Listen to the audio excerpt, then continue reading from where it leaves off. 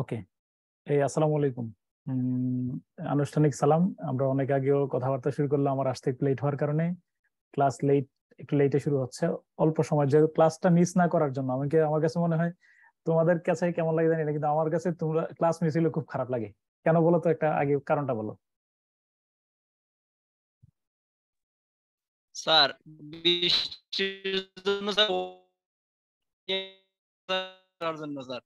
না, এটা মনে রাখো, প্রত্যেকটা মানুষ স্বার্থপর, আমার একটা স্বার্থ আছে এখানে। বলো আমার স্বার্থটা কি? প্রত্যেকটা মানুষ আগে স্বার্থের কথা। দোয়ানো আছে, হ্যাঁ, আপনি শিখে আনন্দ পান আরে স্যার। দোয়া তো পরে, দোয়া তো বাকি।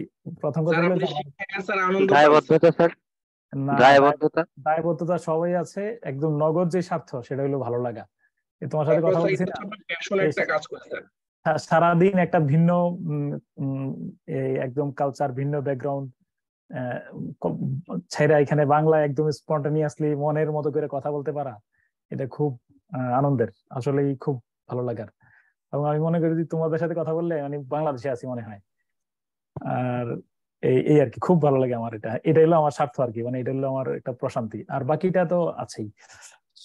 স্যার, এরপরে বাংলা হুম, ভাষা আসলেও তো আপনি ক্লাস না নিয়ে থাকতে পারবেন না। হ্যাঁ তা শিওর, যেখানে যাই এখানে এটা এটা লাগবেই। হ্যাঁ, এখানেও টুকটাক কিন্তু ক্লাস নিচ্ছি কিছু না। আচ্ছা দাঁড়াও, তারপরে আচ্ছা তারপরে আরেকটা বিষয় হলো, উম, ও ও ইয়ার জালাল মোহাম্মদ আশফাকের আমার এই নোটগুলো না, আমার হোয়াটসঅ্যাপে চেক করতে গিয়ে দেখি ঘটনা কি, তোমার ওই ইয়াগুলো চলে গেছে। এটা আমি আশফাক থেকে ইয়া নেবো, কি বলেন এটা হোয়াটসঅ্যাপে, ওই যে সাদা সাদা স্যার দেখাচ্ছে, এটা আমার কি? আমার ভার্সিটির ইমিডিয়েট সিনিয়র হ্যাঁ হ্যাঁ হ্যাঁ হ্যাঁ, এই জালাল না, আমি বলি জালাল মোহাম্মদ গুটেক্সের স্যার। আশফাক। গুটেক স্যার। আমি আশফাকের নোটগুলো আবার পাঠাইতে বলবো আগামী, অথবা আগামী ক্লাসে সরাসরি আশফাকের রাখা দেবো। রাখে আমি 5-7 মিনিট ওর খাতাগুলো অ্যানালাইসিস করতে দেবো। হ্যাঁ, আমি দেখি ও ঘুমটি করছে কিনা।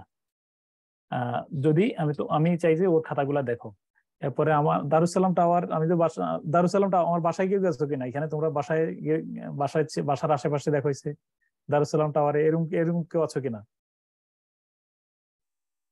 মানে ওইখানে দুইজন প্রতিবেশী ছিল আমার, জালাল আমাদের পাশে দারুসালাম টাওয়ারের পাশে, আর তটিনী, দুইজনে ক্যাডার আসছে আর কি। মানে তো ওরা সব সময় আমার কাছে, আমি যখনই বাসায় আসতাম তখনই তোমার ইয়ে করতো, খাতাগুলাই না দেখাইতো আর কি। হ্যাঁ, ওকে। আচ্ছা, তো আমি আগামী ক্লাসের শুরুতে ইয়াটা দেখাবো। কি দেখাবো বলো? জালাল রে উপস্থিত রাখবো, সম্ভব হলে তটিনী রে উপস্থিত রাখবো। কারণ আমি কি কি কোন কোন ওরা ওরা কেমন লিখছিল, কত নম্বর করে কোচিং এর ইয়াগুলাতে পাইছে, হ্যাঁ সেগুলাতে তোমরা একটু দেখলে একটু আস্থা বাড়বে। আর এরপরে আরো যেগুলা যারা ভালো করছে তাদের নোটগুলো শেয়ার করব। বিশেষত এডমিন পুলিশে যারা একদম টপ লেভেলে ছিল তাদের কয়েকজনের। হ্যাঁ, একটা গেল। আর ইন্টারন্যাশনালের জন্য আমি একটু আমার একটা পার্সোনাল ওপিনিয়ন হলো, কনসেপচুয়ালে হলো 4 নম্বর করে, আর ইয়াতে কত? ইম্পেরিক্যালে স্যার 15 মার্ক করি, ইম্পেরিক্যালে ইম্পেরিয়াল 15 মার্ক। 15 করে। আমি যেটা মনে করি যে 4 নম্বরের প্রশ্ন তো সবগুলো কমন পড়ে না, 7টা কমন পড়তে পারে, 6-7টা কমন পড়ে, তাই না? 6 থেকে 7টা কমন পড়ে, তাই তো? জি স্যার। এই 4 নম্বরের প্রশ্নে তুমি যাই লিখো 2 নম্বর কিন্তু পাওয়া যায়। কিন্তু আমি তোমাদেরকে পরামর্শ দেব, ইম্পেরিক্যালের এবং প্রবলেম সলভিং এর টোটাল কয়টা প্রশ্ন? 4টা প্রশ্নের জন্য 12 থেকে 14টা প্রশ্ন হ্যান্ড নোট করে পড়ো। This is my suggestion. যেমন ধরো কয়েকটা, যেমন ধরো বাংলাদেশ, তুমি আগে একটু সেলফ অ্যানালাইসিস করো। মনে রাখবা, কারোর সাজেশন নেওয়ার আগে নিজের একটু, ওই যে আমি গত ক্লাসে একটা ইয়েতে বলছি, মান আরাফা নাফসাহু ফাকাদ আরাফা রাব্বাহু, মানে সক্রেটিসের ভাষায় যেটা হলো নো দাই সেলফ। আমি তো জানি যে আমি তো নিজের একটা একজন ভালো পর্যবেক্ষক। তো তুমি প্রশ্নগুলো অ্যানালিসিস করে দেখো, যেমন ধরো রিলেশন, বাংলাদেশ ভারত সম্পর্ক, বাংলাদেশ মিয়ানমার, বাংলাদেশ চীন, এরকম সম্পর্কগুলোর উপরে কয়েকটা নোট করে ফেলো। বিশেষত বাংলাদেশ ভারতের একদম ফার্স্ট প্রায়োরিটিতে রেখো। জাতিসংঘের নিয়ে একটা ইয়া নিয়ে রেখো, আন্তর্জাতিক সংস্থাগুলার নিয়ে একটা টার্গেট রেখে দিও। এরকম একটা তুমি একটা শর্ট সাজেশনে 12 থেকে 14টা একেবারেই হট কেক এমন প্রশ্ন সিলেক্ট করবা এবং হ্যান্ড নোট করবা আগে। কেন? ধরো বাই চান্স যদি ওই প্রশ্নগুলা দুর্বল হয়, 15 নম্বরের প্রশ্নগুলা, তাহলে তোমার ইয়া পরীক্ষা ভালো হয় নাই। কিন্তু কনসেপচুয়ালে তুমি যতই পড়ো, তুমি লেখার স্কোপ খুব কম, 1 থেকে 1.5 পৃষ্ঠা করে লিখবা। তো মোটামুটি একটা সুপারফিশিয়াল ধারণাও যদি থাকে, কনসেপচুয়ালের প্রশ্নগুলো লেখা যায়। আমি সবসময় বলি যে আগে আমরা 4টা প্রশ্ন লিখবো, একদম 2 ঘন্টা সময়, পরে 1 ঘন্টা রাখবো ইয়ার জন্য, কনসেপচুয়ালের জন্য। এটা আমার ব্যক্তিগত অভিমত, এবং এটাতে আমি দেখছি অনেকেই, আমাদের যে সমবায় ক্যাডারের আলামিন ছিল, আলামিন হাইয়েস্ট নাম্বার পাইছে। আলামিন আমাদের অদিতির আলামিন স্যারের নাম চিনো তো? আলামিন কুমিল্লায় পোস্টিং। জি স্যার, ম্যাথ পড়ায় স্যার। ম্যাথ, হ্যাঁ, আলামিন কিন্তু হাইয়েস্ট নাম্বার পাইছিল। আলামিনের কাছ থেকে একজন যদি সুযোগ হয় কিভাবে ইন্টারন্যাশনাল লিখছিল সেটা। আর এছাড়া নাইম ভাই বা আমাদের অদিতির নব স্যাররা তো গাইডলাইন দিচ্ছেনই। স্যার আলামিন স্যার বলেছে যে হচ্ছে প্রবলেম ওই এমপিরিক্যাল ইস্যুস আর প্রবলেম সলভিং এর জন্য স্যার 4টা প্রশ্নই সিলেক্ট করছিল, 4টা কি 5টা ওখান থেকে হুবহু মানে ওই থিমেটিক কোশ্চেনে কমন এসে গেছে। স্যার হচ্ছে একটা থিম ইয়া করছে, পুরাটা মানে খাতা ভর্তি করে শুধু লিখে দিছে ওই ক্যাটাগরিতে কিছু পয়েন্ট অ্যানালাইসিস। মানে ধরো ও তো মানে ভাগ্য ভালো সব মিলে, কিন্তু আমি তোমাদের কাছে আমি বলতে চাই যে আগে তুমি অ্যানালাইসিস করো, নাইম ভাইয়ের সাথে কথা বলো, নবাব স্যারের সাথে কথা বলো, স্যারদের সাথে অ্যানালাইসিস করো, বা যারা নোট করছে যে ভাই আমার 10টা প্রশ্ন বলো, একদম মোস্ট ইম্পর্টেন্ট। যেমন ধরো বাংলাদেশ ভারত নিয়ে একটা, এই প্রশ্নটা একেবারেই টপ প্রায়োরিটিতে আছে কিনা সেটা বলো।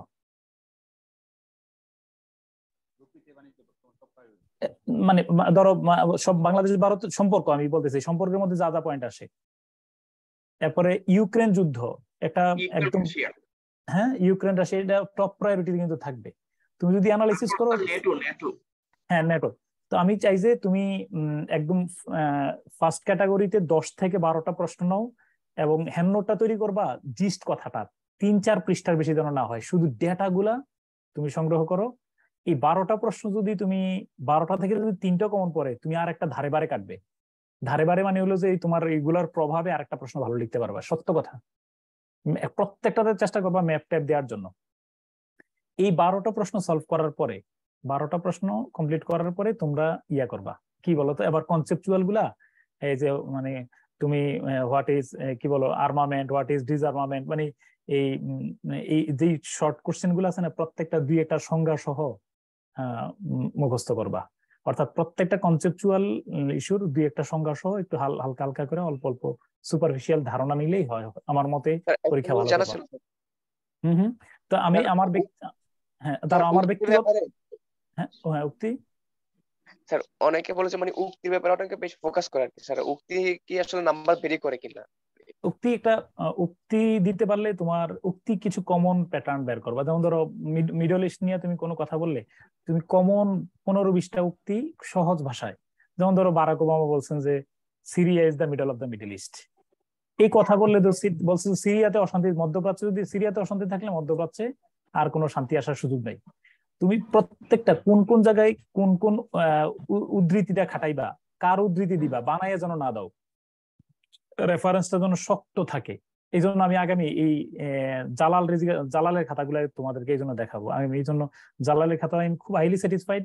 জালালের আমি মোটামুটি গ্যারান্টি দিয়ে বলছিলাম যে ইনশাল্লাহ যদি আমার চোখ মিস না হয়, আমার চোখ যদি ভুল না হয়, তোমাদের ক্যাডার মিস হবে না। জালাল তো ট্রেনি দুইজনের ব্যাপারেই আমার এতটুকু আস্থা ছিল, মানে এই জন্য খাতার প্রেজেন্টেশন দেখেও যে ওরা কিভাবে লিখছে। তো তোমরা কি আমার সাথে এটার সাথে দ্বিমত পোষণ করবা কেউ? যে আমি আমার পরামর্শ হলো প্রথমে ইন্টারন্যাশনালের জন্য 12 থেকে 14টা প্রশ্ন, 3 দিন সময় নিবা। 3 দিনের একটা প্যাকেজ প্রোগ্রাম, 3 দিনে 12টা প্রশ্ন শেষ। গবেষণা করো না, বইয়ের মধ্যে যা আছে পইরা দৌড়ে পড়বা, পইরা জিস্ট হ্যান্ড নোট করবা। তারপরে কনসেপচুয়াল গুলো যতটুকু পারো তুমি উদ্ধার করবা। আমার সাথে একমত থাকলেও বলো, দ্বিমত থাকলেও বলো। স্যার একটু যারা অভিজ্ঞ আপু ভাইয়ারা আছে তাদেরকে একটু বলেন তো, কয়েকটা টপিক আমাদেরকে বলে দেন। আচ্ছা, এটা এটা এটা আবিষ্কার করা যাবে, সমস্যা নেই, একটা সাজেশনও পেয়ে যাবে, সমস্যা নেই। তোমরা আমাদের এই গ্রুপগুলোতে স্যাররা যে সাজেশন দেন না, একটা কি রানিং কোনো সাজেশন তৈরি করছো তোমরা? এমন কি আছো? কথা বলি স্যার।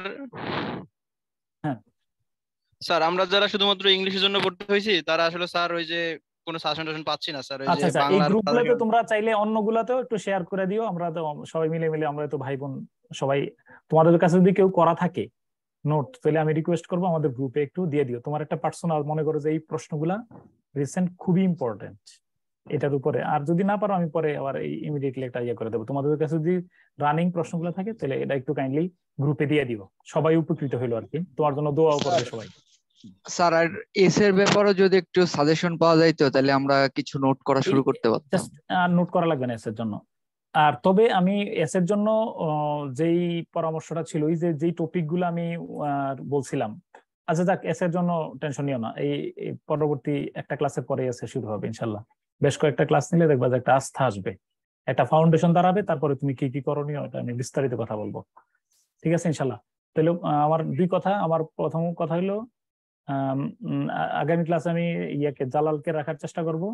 আর হইলো আর একটা কি বললাম না, আর তোমরা ইন্টারন্যাশনালের জন্য বড় প্রশ্নগুলা সলভ করো, নোট তৈরি করো, এরপরে ছোট ছোট প্রশ্নগুলা নিজে নিজে পড়ো, তাহলে অবশ্যই বেনিফিটেড হবে। হ্যাঁ, অবশ্যই আগে কনসেপচুয়াল না, যে যাই বলুক, এটা আমার ব্যক্তিগত মতামত।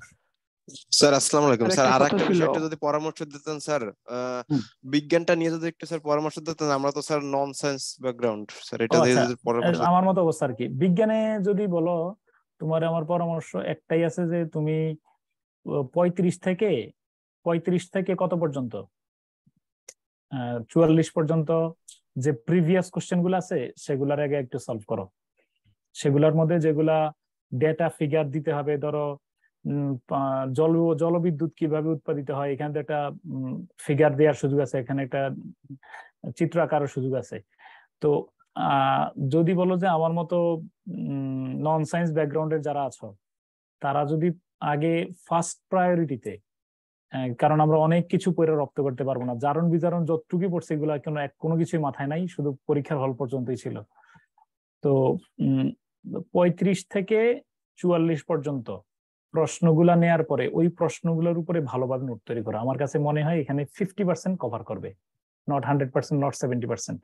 50% তুমি ভালো, অলরেডি একটা শক্তিশালী অবস্থান তোমার তৈরি হয়েছে। তারপরে তুমি সাবজেক্ট সাজেশন ফলো করো, যদি তুমি আমার কথার উপর আস্থা রাখতে পারো। আমি আবার বললাম, কি বলছি বলো, লাইনটা বলো। বলছেন 35 থেকে 44 পর্যন্ত যত প্রশ্ন আছে এগুলো হ্যান্ড নোট করতে হবে, অ্যানালাইসিস করে। কিছু আউল ফাউল প্রশ্ন আছে যেগুলো রিপিট করার কোনো সম্ভাবনা নাই, আউল ফাউল প্রশ্ন ছাড়া। আমি বুঝছো কিনা, তুমি বুঝবা যে এই প্রশ্নটা ফালতু প্রশ্ন, এই প্রশ্নটা রিপিটেড হওয়ার সম্ভাবনা খুবই কম। এই প্রশ্নগুলা ছাড়া বাকিগুলা তোমরা কাইন্ডলি একটু গোছাইয়া পড়ো, নোট করে করে পড়ো, দেখবা যে এরপরে এক্সটেন্ডলি যদি সময় পাও এরপরে পড়ার রেঞ্জটা বাড়াইবো। আগে সাজেশন, আগে সিলেবাস, কারণ এখন আমার শর্ট বাট স্মার্ট, অনেক রেঞ্জে পড়াশোনার চেয়ে কম পড়া ভালো করাটা ভালো। সাজেশন ভিত্তিক পড়ো, যেন তুমি একদম গাইথা ফেলতে পারো রীতিমতো। হ্যাঁ, ঠিক আছে স্যার। ম্যাথের ক্ষেত্রে কি স্যার 35 থেকে 44 পর্যন্ত পড়ে গেলে দাঁড়াও, ম্যাথে তো আমার কাহিনী সেম কাহিনী। ম্যাথে কিন্তু আমি কখনোই 60 কম পাই না, এটাও কিন্তু আল্লাহর রহমত, কোনো বিসিএস চাই না। দাঁড়াও, 69 পর্যন্ত থেকেও কিন্তু আমার আচ্ছা, এই ম্যাথের মধ্যে হলো, ম্যাথের ব্যাপারে আমার যদি বলো যে নন ম্যাথ যদি বলো, মেন্টাল এবিলিটি আমার সবচেয়ে বড় স্ট্রং জোন। মেন্টাল এবিলিটি যাদের ম্যাথে দুর্বলতা আছে, মেন্টাল এবিলিটিতে অবশ্যই তুমি সবল হওয়া লাগবে, আর নইলে মানে রীতিমতো উইরা যাবা।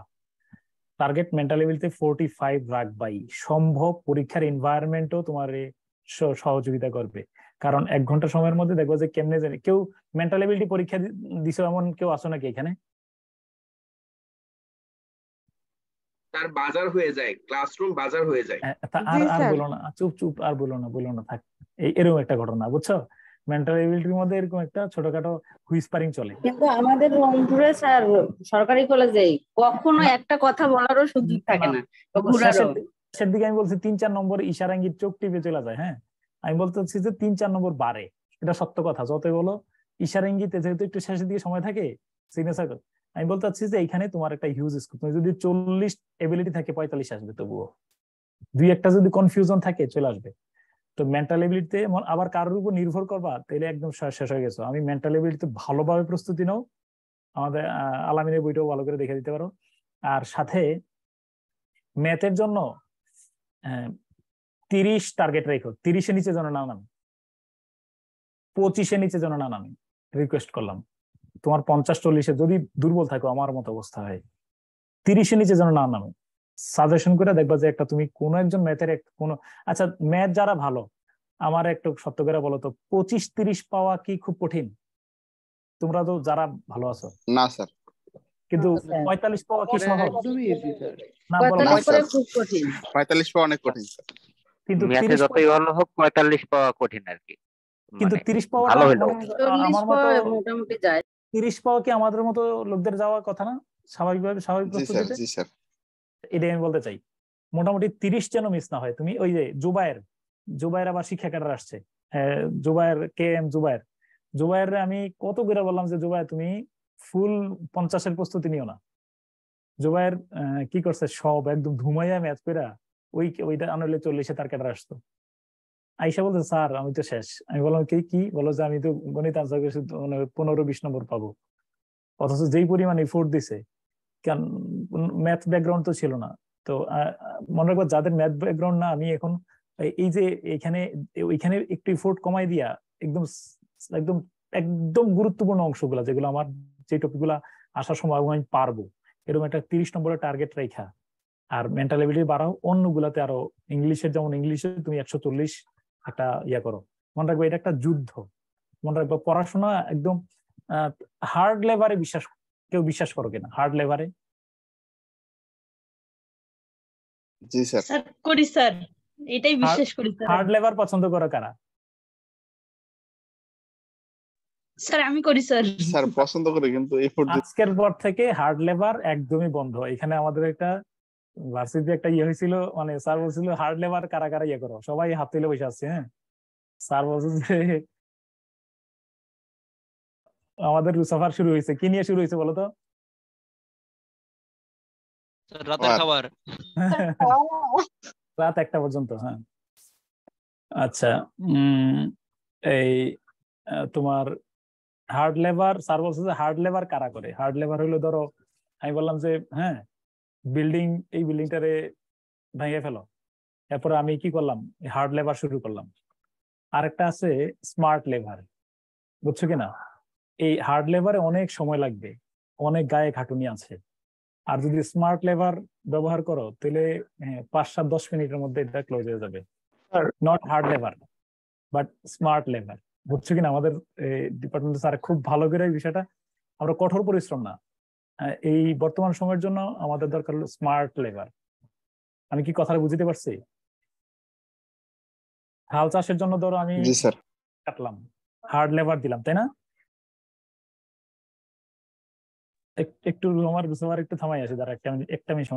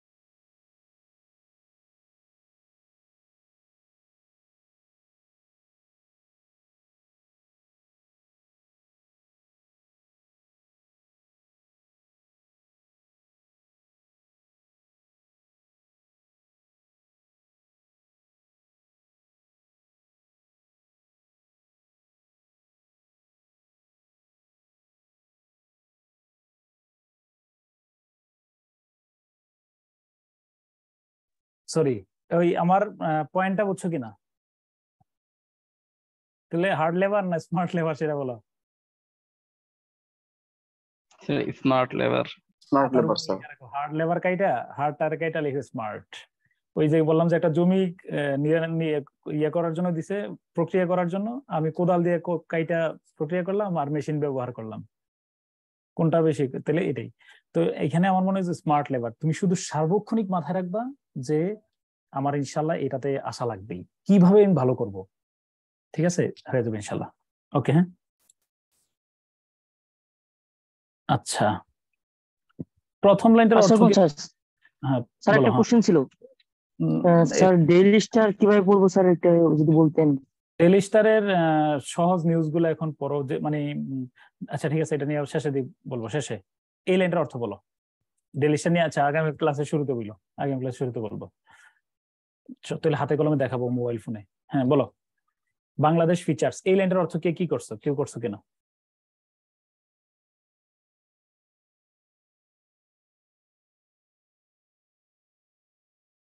Bangladesh features the world's largest river delta, formed by the junction of three great rivers, the Ganges, the Brahmaputra, and the Meghna.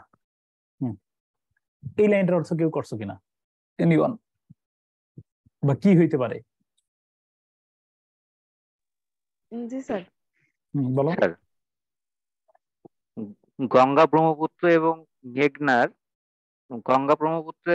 মেঘনার মোহনায় তৈরি হওয়া বদ্বীপই মানে তৈরি হওয়া বৃহত্তর বদ্বীপই হলো বাংলাদেশ।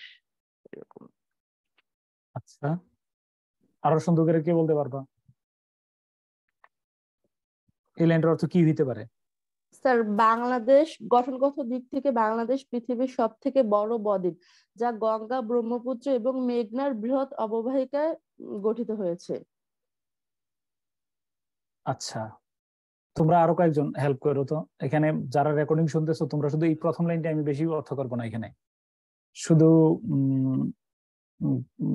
আমি বাকিটা দ্রুত অর্থ করব, শুধু এই প্রথম লাইনটা একটু আমি সময় নেব। Bangladesh features the world's largest river delta, formed by the junction of three rivers, the Ganges, Brahmaputra, and the Meghna. আর কি কেউ অনুমান করতে পারো কিনা অর্থটা কি হবে?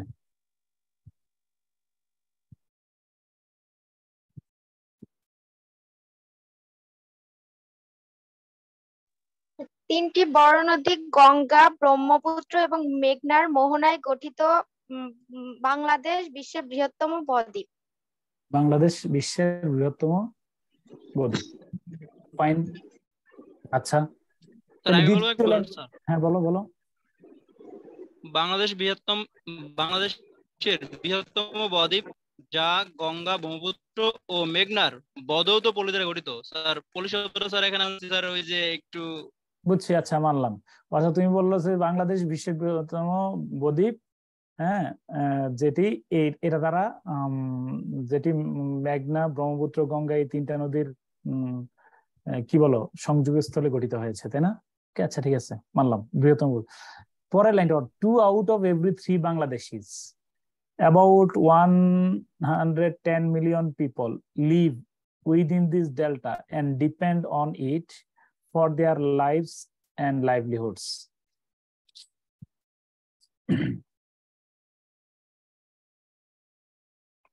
বলো, অর্থ বলো। 11 কোটি মানুষের প্রতি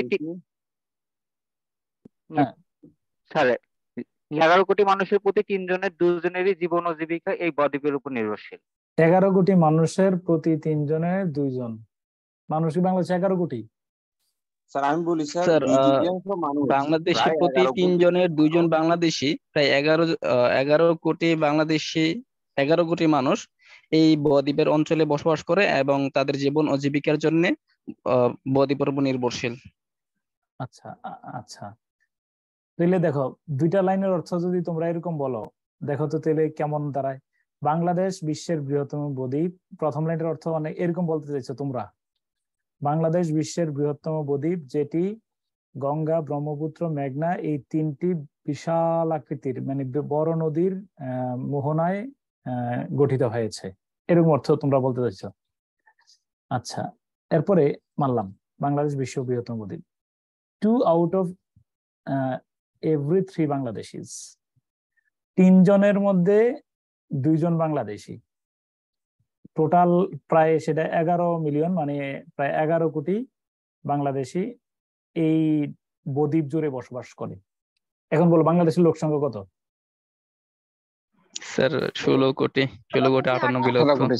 17 কোটি ধরে নিলাম। হ্যাঁ, এখন আমার যদি এই লাইনটা যদি আমি অর্থটা এইভাবে করি, বাংলাদেশ বিশ্বের বৃহত্তম বদ্বীপ, প্রতি 3 বাংলাদেশির মধ্যে 2 বাংলাদেশি। স্যার এখানে এরকম হইতে পারে না যে আমি বলি 11 কোটি মানুষ, 11 কোটি মানুষ এই বদ্বীপ জুড়ে বাস করে, বাকিরা কোথায় বাস করে? বঙ্গোপসাগরে। তাহলে এরকম যদি বলি যে বিশ্বের সবচেয়ে বড় বদ্বীপটি বাংলাদেশে অবস্থিত। হ্যাঁ, বিশ্বের সবচেয়ে বড় বদ্বীপটি বাংলাদেশে অবস্থিত। হ্যাঁ, তাও কিছুটা ইজ্জত রক্ষা হয়। আর এভাবে যদি বলি যে বদ্বীপ অঞ্চলে বসবাসরত 11 কোটির মধ্যে 11 কোটি মানুষের মধ্যে, আর এই বদ্বীপ অঞ্চলে বসার উপর তুমি তো আগেই বলে আসছো বাংলাদেশ বিশ্বের বৃহত্তম বদ্বীপ, তাহলে বাংলাদেশে আবার বদ্বীপ অঞ্চলে বাস করে কেমনে? স্যার এখানে বাংলাদেশে রয়েছে বিশ্বের বৃহত্তম বদ্বীপ।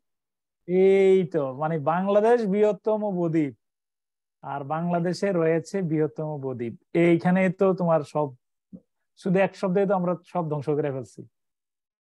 যদি বলি দ্য রুম ফিচার্স, হ্যাঁ, দ্য রুম ফিচার্স 3 উইন্ডোজ, তারপরে কি বলো 1 টেলিভিশন, তারপরে 2 ডোরস, এরকম বলি। যদি বলি দ্য রুম ফিচার্স, তাহলে এটা রুমটা এটা নাকি রুমে আছে? রুমে আছে, রুমে আছে বা রয়েছে। তো ওই ছোটবেলা থেকে আমরা যেটা পড়ছি বাংলাদেশ বিশ্বের বৃহত্তম বদ্বীপ, এটা একটা মুখস্থ কথা, এটা একটা বিভ্রান্তিকর তথ্য। বাংলাদেশ কি বো আকৃতির? এটা কি ডেল্টা? এটা কি ডেল্টা বো আকৃতির? বাংলাদেশ কি বো আকৃতির ম্যাপের মধ্যে দেখতে? না স্যার, বাংলাদেশের তো স্যার পুরোটা অংশ স্যার বদ্বীপের অন্তর্ভুক্ত না, শুধুমাত্র দক্ষিণাঞ্চল। তোমরা ফিচার্স এর অর্থ ইউজ করার কারণে এই বিভ্রান্তিটা তৈরি হয়েছে। তাহলে এই বাক্যের অর্থ হইলো বাংলাদেশ বিশ্বের বৃহত্তম, বাংলাদেশে রয়েছে বিশ্বের বৃহত্তম বদ্বীপ, যেটি এই 3টা গঙ্গা, ব্রহ্মপুত্র, মেঘনা, এই 3টি বড় নদীর সংযোগস্থলে মিলিত হয়েছে বা তৈরি হয়েছে, গঠিত হয়েছে। এরপরে এবার বলো, প্রতি 3 জন বাংলাদেশির 2 জন, অর্থাৎ মোট 11 কোটি এই বদ্বীপ জুড়ে বসবাস করেন, আর বাকিরা বদ্বীপের বাইরে। সিলেট কি বদ্বীপের মধ্যে পড়ছে? মৌলভীবাজার, সুনামগঞ্জ, সিলেট, চট্টগ্রাম এগুলো স্যার বদ্বীপের মধ্যে পড়ে নাই। তাহলে বদ্বীপের মধ্যে বাস করে 11 কোটি মানুষ, আর বাকিরা বদ্বীপের বাইরে। তাহলে ওই বিভ্রান্তিটা বুঝছো কি তোমরা? বাংলাদেশে কি বাংলাদেশ বিশ্বের বৃহত্তম বদ্বীপ, নাকি বাংলাদেশে রয়েছে বিশ্বের বৃহত্তম বদ্বীপ? স্যার বাংলাদেশে রয়েছে। ছোটবেলা থেকে মুখস্থ তো ওই অর্থটাই আছে, কিন্তু এটা বিভিন্ন বইয়ের মধ্যে আমরা এইভাবেই পড়ছি। ওকে, তো হয়বার আমি বলি, তো আমার উদ্দেশ্য হলো আমি অর্থ করবো না, আমি আগে তোমাদের সমাধানটা করি। সমাধান যদি কেউ তোমরা এটা নাও লেখা থাকো, তোমাদের কাছে আমার রিকোয়েস্ট রইলো অবশ্যই আগে প্র্যাকটিস করো, তারপরে কি করবা?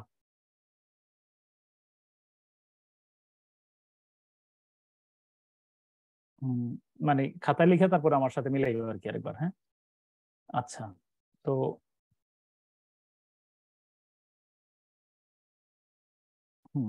আমি সলিউশন দিয়ে দেবো একটু পরে তোমাদেরকে। তো দেখো, তো থিমেটিক কোশ্চেন উত্তর করার সময় থিমেটিক কোশ্চেন গুলো উত্তর করলে আমরা কিভাবে ইয়ে করতে পারি বলো? কিভাবে আমরা কি প্রথমে কোশ্চেন গুলো পড়ে নেব? কোশ্চেন গুলো পড়বো। ধরো পড়লাম what is the passage about, for what purposes has the, এবং কোশ্চেন পড়ার সাথে সাথে আরেকটা কি কাজ করবো না? স্যার প্রশ্নের কিওয়ার্ড গুলো আন্ডারলাইন করব, তাই না? What kind of loss or negative impact code Bangladesh, তাই না? কি কি নেগেটিভ, আচ্ছা। তারপরে হলো আরো দেখো কি কি মানে বাংলাদেশ কি কি ক্ষতির সম্মুখীন হতে পারে বা কি কি নেতিবাচক প্রভাব বাংলাদেশের উপর পড়তে পারে যদি এই ডেল্টা প্ল্যানটা না হয়, কি না হয় বলো? মনে রাখবে এটা ডেল্টা প্ল্যান রচনাটা কিন্তু হয়ে গেল না হয়। হ্যাঁ, what kind of loss or negative impact code Bangladesh, তারপরে হোয়াট বেনিফিটস বাংলাদেশ কোন ধরনের মানে সুবিধা পাবে যদি ডেল্টা প্ল্যান বাস্তবায়িত হয়, তাই না? তারপরে ওয়ার্ল্ড ব্যাংক কোন কোন ক্ষেত্রে, এই যে ওয়ার্ল্ড ব্যাংকটা খোঁজ করবো, মানে আমরা প্যাসেজের মধ্যে ওয়ার্ল্ড ব্যাংক খোঁজ করবো, তাই না? ওয়ার্ল্ড ব্যাংক কোথায় কোথায় কোন কোন ক্ষেত্রে অর্থায়ন করেছে, সরকার কি কি পদক্ষেপ নিয়েছে, what initiative has the taken. আচ্ছা, এরপরে দাঁড়াও, what do you understand by the adaptive delta management approach? হ্যাঁ, এডিএমএ বলতে কি বোঝো? অ্যাডাপটিভ ডেল্টা ম্যানেজমেন্ট অ্যাপ্রোচ বলতে তুমি কি বোঝো? Where do you think the key to achieving the delta plan lies? কোথায় কিসে ডেল্টা প্ল্যানের লুকায়িত আছে, হ্যাঁ, সাফল্য? পরে what effective steps can be taken to implement the delta plan, suggest a suitable title. আচ্ছা, প্রশ্ন পড়ার সময় আমাদের কাজ কি ছিল? আমরা কি শুধু প্রশ্ন পড়বো নাকি মনে মনে একটা কুবুদ্ধিও আছে আমাদের? কিছু কিছু প্রশ্ন আমরা চেষ্টা করবো এক দুইটা প্রশ্ন না, কিওয়ার্ড তো দাগাবই, কিন্তু এক দুইটা প্রশ্ন নিচ থেকে আনসার করতে, বা দুই তিনটা প্রশ্ন মানে আনসার করব, নাকি যদি সময়ে আমার না কুলায়, সময় যদি আমাকে তাড়া করে, তাহলে দুই একটা প্রশ্ন, যদি স্যার সময় না কুলায় তখন, অর্থাৎ 40-45 মিনিট এক্সিড হওয়ার যদি সম্ভাবনা আশঙ্কা থাকে, তখন আমি মাথায় রাখবো যে এইখানে যেমন ধরো হোয়াট ইনিশিয়েটিভ, এগুলো তো ডেল্টা প্ল্যান তো তোমার মুখস্থ অনেক কিছুই। এই যেমন ধরো, হ্যাঁ, এই যেমন ধরো হোয়াট কাইন্ড অফ, বাংলাদেশের অনেকগুলো লস হতে পারে, তাই না?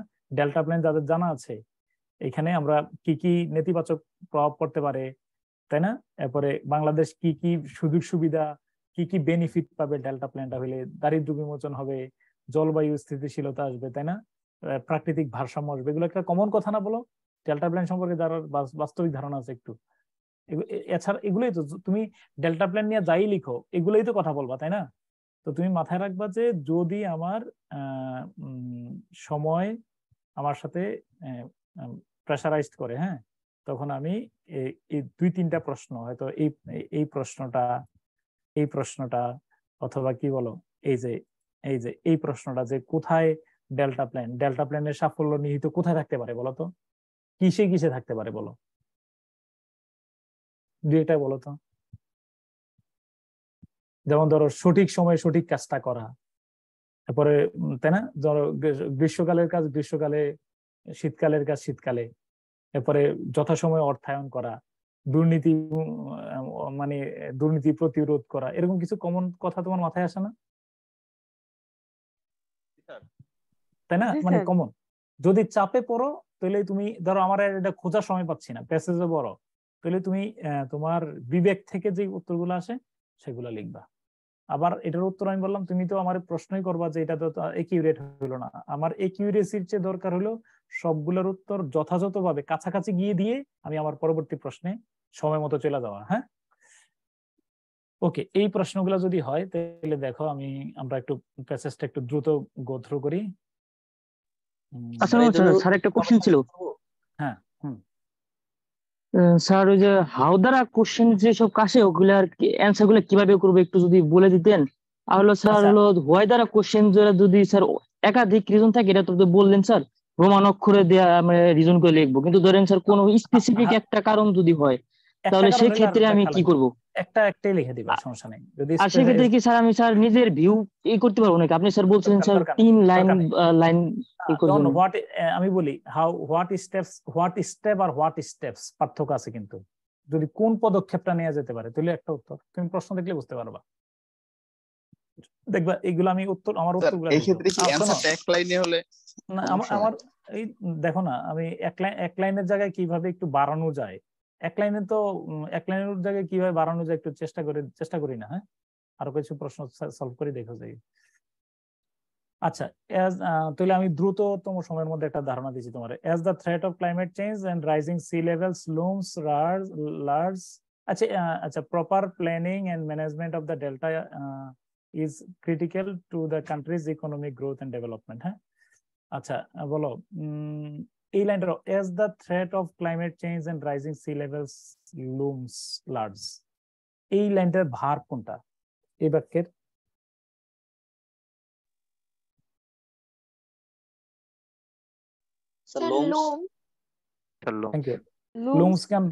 লুমসটা কেন এস যুক্ত হয়েছে বলো?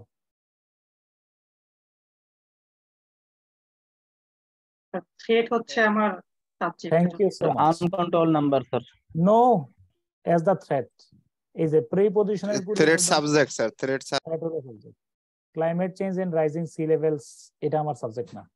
সাবজেক্ট একজন মুখে উচ্চারণ করে বলো, সাধারণত প্রিপজিশনের পূর্বের শব্দটা অনুযায়ী ভার বসে, বলো।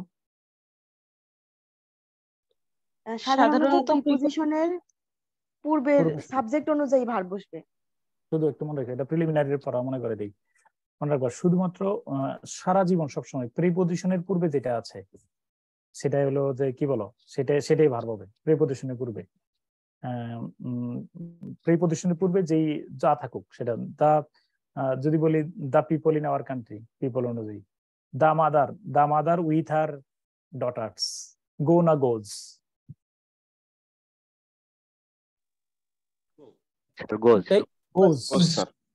Not daughters. প্রিপজিশনের পূর্বে শব্দটা অনুযায়ী সবসময় ভার বসবে। আর তবে কথা আছে, ওই যে ফ্র্যাকশন আছে, 1/3 of 2/3 of, fraction, percentage, all of, some of, most of, majority of, minority of, half of, rest of, booth of, any of, all, A lot of, এরকম কতগুলো শব্দ আছে। 1/3 of, 1/3 of the mango is, 1/3 of the mangoes are, বুঝছো কিনা? 20% of the people, 20% of the apple is, 20% of the apples are, most of the apple is, most of the apples are, এরকম কতগুলো শব্দ আছে ফ্র্যাকশন। এগুলো থাকলেই শুধু পরের শব্দটা অনুযায়ী, প্রিপজিশনের পরের শব্দটা অনুযায়ী ভার্ব হয়। এগুলো ছাড়া প্রায় 99.99% জায়গায় প্রিপজিশনের পূর্বে শব্দটা অনুযায়ী ভার্ব বসে। তো যেহেতু এই বাক্যের অর্থ হলো যে যেহেতু কি বলো, সি লেভেল, সমুদ্রে ক্লাইমেট পরিবর্তন এবং সমুদ্রের তলদেশ জেগে ওঠার কারণ আশঙ্কা বৃদ্ধি পাচ্ছে, সেহেতু কি বলো প্রপার প্ল্যানিং ম্যানেজমেন্ট, এই বদ্বীপের যথাযথ ব্যবস্থাপনা এবং কি বলো উপযুক্ত পরিকল্পনা গ্রহণ করা, কি বলো দেশের অর্থনৈতিক উন্নতি, প্রবৃদ্ধি এবং উন্নতির জন্য খুব জরুরি প্রয়োজন। হ্যাঁ, ওকে, আচ্ছা। The government has formulated comprehensive delta plan, the Bangladesh Delta Plan BDP, focusing on economic growth, environmental conservation, key conservation and enhanced climate resilience. তো এখন এরকম ধরনের কি প্রশ্ন আছে যে সরকার কেন, এরকম একটা প্রশ্ন আছে নাকি এখানে? জি sir, sir benefit. No, benefit কেন? For what purposes has the government? জি স্যার। তাই না? অফ বাংলাদেশ ফর্মুলেটেড, তাহলে বাংলাদেশ সরকার কেন কি ফর্মুলেট করছে বলো? কেউ নইরো না কিন্তু, আমি আরো 30 মিনিট আমি কথা লেকচারটা শেষ করব। বাংলাদেশ সরকার, তাহলে এই দেখো, the government of Bangladesh has several objectives behind the formulation of BDP, অথবা দে আর অ্যাজ ফলোজ, অথবা তুমি দিতে পারো the government of Bangladesh has formulated delta plan for several purposes, ঠিক আছে কিনা? ফর ম্যাটেরিয়ালাইজিং বা অ্যাকচুয়ালাইজিং সেভারাল পারপাসেস, দে আর অ্যাজ ফলোজ। মনে রাখবে, এই যে দে আর অ্যাজ ফলোজ, দে আর অ্যাজ ফলোজ দিয়া ওই যে দেখো ইকোনমিক গ্রোথ, এনভায়রনমেন্টাল প্রোটেকশন, তাই না, ক্রিয়েটিং, ওকে, এটা এগুলো পরে আছে, পরের লাইন থেকে আমি নিচ্ছি। তো এইভাবে চাইলে আমি এক বাক্যেও লিখতে পারতাম, চাইলে তুমি পয়েন্ট করেও লিখতে পারো, এজ ইউ উইশ, মানে তোমার যেটা চাহিদা। বলবো স্যার, বলো। The government of Bangladesh has formulated Delta Plan for the purposes that are relating to our people well-being. From my understanding of the purposes are the economy, protection of the environment, fine, thank you so much. Thank you so much. Alexa. The plan lays out holistic and cross-sectoral action needed to improve productivity and minimize disaster risk. ওই যে disaster risk আছে না, এই যে এটাও কিন্তু কি বলো, আমি কি এটাও কি প্ল্যানের মধ্যে না? ডিজাস্টার রিস্ক মানে দুর্যোগ মোকাবেলা করার জন্য, তাই না? দুর্যোগের ক্ষতি হ্রাস করার জন্য, ক্ষয়ক্ষতি, তাই না? দা প্ল্যানের মধ্যেই তো আছে নাকি? জি sir. coupled with increasing climate risk, a business as usual scenario, এগুলোর অর্থ করতে গেলে তোমার কষ্ট হওয়ার কথা। আচ্ছা, without the implementation of the plan would lead to declining agricultural production, increased unemployment and migration. These would put additional pressure on urbanization, resulting in an estimated decline in gross GDP growth to 6.8% by 2031 and 5.6% by 2041. অর্থাৎ যদি এটা ইয়া না করে, বাস্তবায়িত না হয়, তাহলে কি কি ক্ষতি হতে পারে বলো? কোনটা কোন কোন জায়গায় প্রভাব পড়ে বলো তো? রচনা হয়ে যাচ্ছে, কৃষি উৎপাদনে বেকারত্ব বৃদ্ধি পাবে। কৃষিতে বেকারত্ব বৃদ্ধি পাবে এবং মাইগ্রেশনকে তার অভিবাসী সমস্যা ত্বরান্বিত করবে, আরো আছে দারিদ্র্য বৃদ্ধি পাবে। হ্যাঁ, এরপর আরেকটা জিনিস কমাবে, কি করবে, কি কমায় ফেলবে? জিডিপি 2031 সালের মধ্যে 6.8% এবং কমে, এবং 2041 সালে কততে এসে পৌঁছবে বলো? 5.6% এসে পৌঁছবে, তাই না?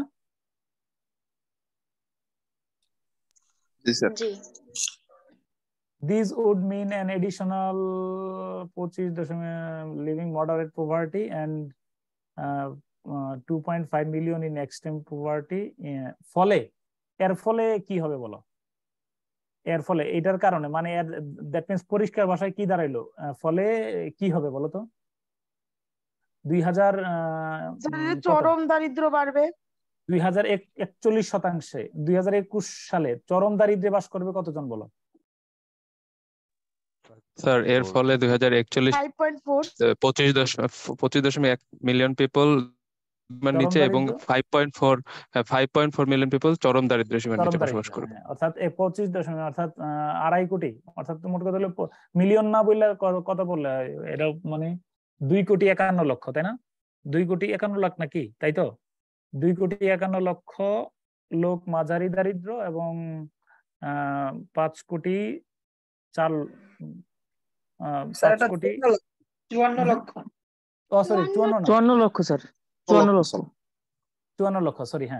লক্ষ লোক চরম দারিদ্রে কি বলবো চরম দারিদ্রে পতিত হবে, তাই না? পতিত হবে, চরম দারিদ্রের শিকার হবে। হ্যাঁ, ওকে। আচ্ছা, তাহলে এইখানেও কিন্তু প্রশ্নের উত্তর পাই গেছি অলরেডি, যে আমরা প্রথমে দেখো what kind of loss or negative impact code Bangladesh face if the project is not implemented. তো if the plan is not implemented in time the negative, আমি তোমারে বললাম যে নিয়তটা সহি রেখা, যারা রেকর্ডিং শুনবা ডেল্টা প্ল্যান যেন আর আলাদা করে না পড়তে হয়, এরপরে তুমি এডিশনাল করে ফেলবা। এই পয়েন্টগুলো লিখলে রচনা হয়ে যাচ্ছে। সাথে আমি কি দিচ্ছি? সাথে আমি রচনার বাক্য তো দেবই, ওয়েট করো। If the plan is not implemented in time the negative effects in Bangladesh could be the following. এইভাবেই লিখো। আচ্ছা, কুড বি দ্য ফলোইং বলে আমি যেহেতু বাক্য ব্যবহার করছি, খেয়াল করে দেখো এখানে আমি স্মল লেটার ব্যবহার করলাম, ইকোনমিক গ্রোথ, এনভায়রনমেন্টাল প্রোটেকশন, এখানে আমি স্মল লেটার ব্যবহার করছি, কিন্তু এখানে কি কেন আমি ক্যাপিটাল লেটার ব্যবহার করছি কি বলতে পারবা? স্যার ওদিন বলেছিলেন বাক্য ব্যবহার করলে ক্যাপিটাল লেটার পরে একটা সেন্টেন্সের পরে ফুল স্টপ করলে। ওকে ওকে, ডান। তুমি যদি এটা ফ্রেজ আকারে লিখতা ওই যে এভাবে করে, তাহলে স্মল লেটারে লিখলে হইতো। হ্যাঁ, তাহলে এগ্রিকালচারাল স্যার কমা দিতে হবে নাকি স্যার? না, ফুল স্টপ দিয়ে যাও তুমি, নো প্রবলেম। উপরেরটা স্যার ছোট অক্ষরে যেটা লেখা, এখানে না কমা দেওয়া লাগবে না, কমা যে দেওয়া লাগবে না এই জন্য বলছি, এটা কমা দেওয়া লাগে না। ওই যে এটা দিলে আমি স্যাররে জিজ্ঞেস করছিলাম, যদি বুলেট পয়েন্ট ব্যবহার করো তাহলে আর কমা দেওয়া লাগবে না। অর্থাৎ ওই আবারও কি দেখবা এনসিটিভির ইয়াটা, ওই যে আফটার উই হ্যাভ স্টাডিড দা, কমা দেওয়া আছে নাকি? স্যার কমা দেওয়া নাই স্যার। নাই, হ্যাঁ, ওকে, ডান। তাহলে এই agricultural production will be reduced, unemployment will rise, the number of refugees will increase, we will create additional pressure on urbanization, GDP, তাই না? will slow down মানে decline decrease, তাই না? ওকে, তারপরে আসো, এরপরে effective implementation of the delta plan will eliminate extreme poverty। আচ্ছা, এটা এই প্রশ্ন আছে, এই প্রশ্ন আছে নাকি? Create major jobs, sustain GDP growth above 8% until 2041. It will increase trade and navigational opportunities and strengthen food safety. The Delta plan will also help reduce শব্দটা কোন পার্টস অফ স্পিচ এখানে? এটা bare infinitive. Thank you so much. Help শব্দটা positive verb, হ্যাঁ, bare infinitive. Will also এটা bare infinitive two আছে। The delta plane will also help reduce urban migration by about 60%, coastal zone out migration by 50%, and river area out migration by 50%. এইটা কি কোনো প্রশ্ন উত্তর আমরা পাইছি নাকি? এটা কি কোনো উত্তর পাইছি আমরা এখানে? বলো তো কোন জি প্রশ্ন স্যার উত্তর এটা? পাইছি ডি নাম্বারটা। হ্যাঁ, ডি নম্বরটা। জি স্যার পেয়েছি। হ্যাঁ, পরিষ্কার ভাষা তাহলে দেখো তো আমি বলছি what if the delta plan is effectively implemented, Bangladesh will enjoy the following benefits. এরপরে আমি কি করলাম, এই যে এক্সট্রিম পভার্টি উইল বি এরিডিকেটেড। আর তুমি যদি, আমি আবার বললাম এই সিস্টেমে যদি লিখো তাহলে শুধু ফ্রেজ আকারে লিখলে হবে, আমি দুইটাই দেখাইতেছি। এরপরে মোর এমপ্লয়মেন্ট। এখানে কি পরিসংখ্যানগুলা দেওয়া যাবে না? হ্যাঁ হ্যাঁ হ্যাঁ, পরিসংখ্যান স্যার, যে মানে বিষয়গুলো দেওয়া আছে, এত পার্সেন্ট যে পার্সেন্টেজের ব্যাপারটা দিতে পারো নো প্রবলেম। আমি জিস্ট কথা নিয়ে আসতেছি, এই যে জিডিপি উইল মেইনটেইনড অ্যাবভ 8%, দিছি তো। এরপরে trade and water facilities will increase, এবারে food securities will be strengthened. আর ওই যে কত পার্সেন্ট করে বাড়বে এটা যদি সিনোপসিস করে দাও দিতে পারো, নো প্রবলেম। এরপরে হইলো urban migration will be reduced, তাই না? আরবান মাইগ্রেশন তো বুঝছো, আরবান মাইগ্রেশন কোনটা বলো তো? এখানে কি বোঝানো হয়েছে আরবান মাইগ্রেশন দ্বারা? শহরের দিকে মানুষ ঝুঁকে যে ওইটা, ওই যে ধরো নদী টদি ভেঙে যাওয়ার কারণে, ওই যে ধরো একবার যে আমাদের দেশে একটা সিডর আইলা কিনে আসছিল, কিনা হয়েছিল এটা না, এই সাতক্ষীরা থেকে একদম ব্যাপক মানুষ ঢাকায় চলে আসছে এই ভাঙচুর হওয়ার কারণে। ধরো নদী ভাঙছে, মানুষ কই যাবে? এতে ঢাকায় এসে মানে শহরগুলোতে ঢুকতেছে, তাই না? বাস্তবতা তাই তো। আচ্ছা, delivering the BDP 2100 will require a combination of public and private funding from various sources. আচ্ছা, delivering the BDP okay, will require a combination of public the current। আচ্ছা, তাহলে তুমি যদি এটা এরকম প্রশ্ন যদি থাকে তাহলে আমরা বলবো যে ধরো ওই কি কি পদক্ষেপ নেওয়া যেতে পারে বা কোন কিসে পাবলিক প্রাইভেট ফান্ডিং এ কিন্তু তাই না প্রয়োজন, তাই না? এটা কিন্তু একটা কি, শুধু পাবলিক ফান্ডিং দিয়ে কিন্তু বিডিপি সফল করার সুযোগ নেই, দুইটাই লাগবে, তাই না? Public and private. The current investment plan to support the implementation of BDP until এত is estimated কত 38 billion, consisting of 65 infrastructures and 15 institutional and knowledge development projects। মানে কি, এটা কি বুঝলা বলো? কারেন্ট ইনভেস্টমেন্ট প্ল্যানটা কি? 2030 সাল পর্যন্ত কি বলো বিডিপি বাস্তবায়নের জন্য, বিডিপি বাস্তবায়নে সহযোগিতা করার জন্য বর্তমান বিদ্যমান যে কি বলো ইনভেস্টমেন্ট প্ল্যান মানে কি?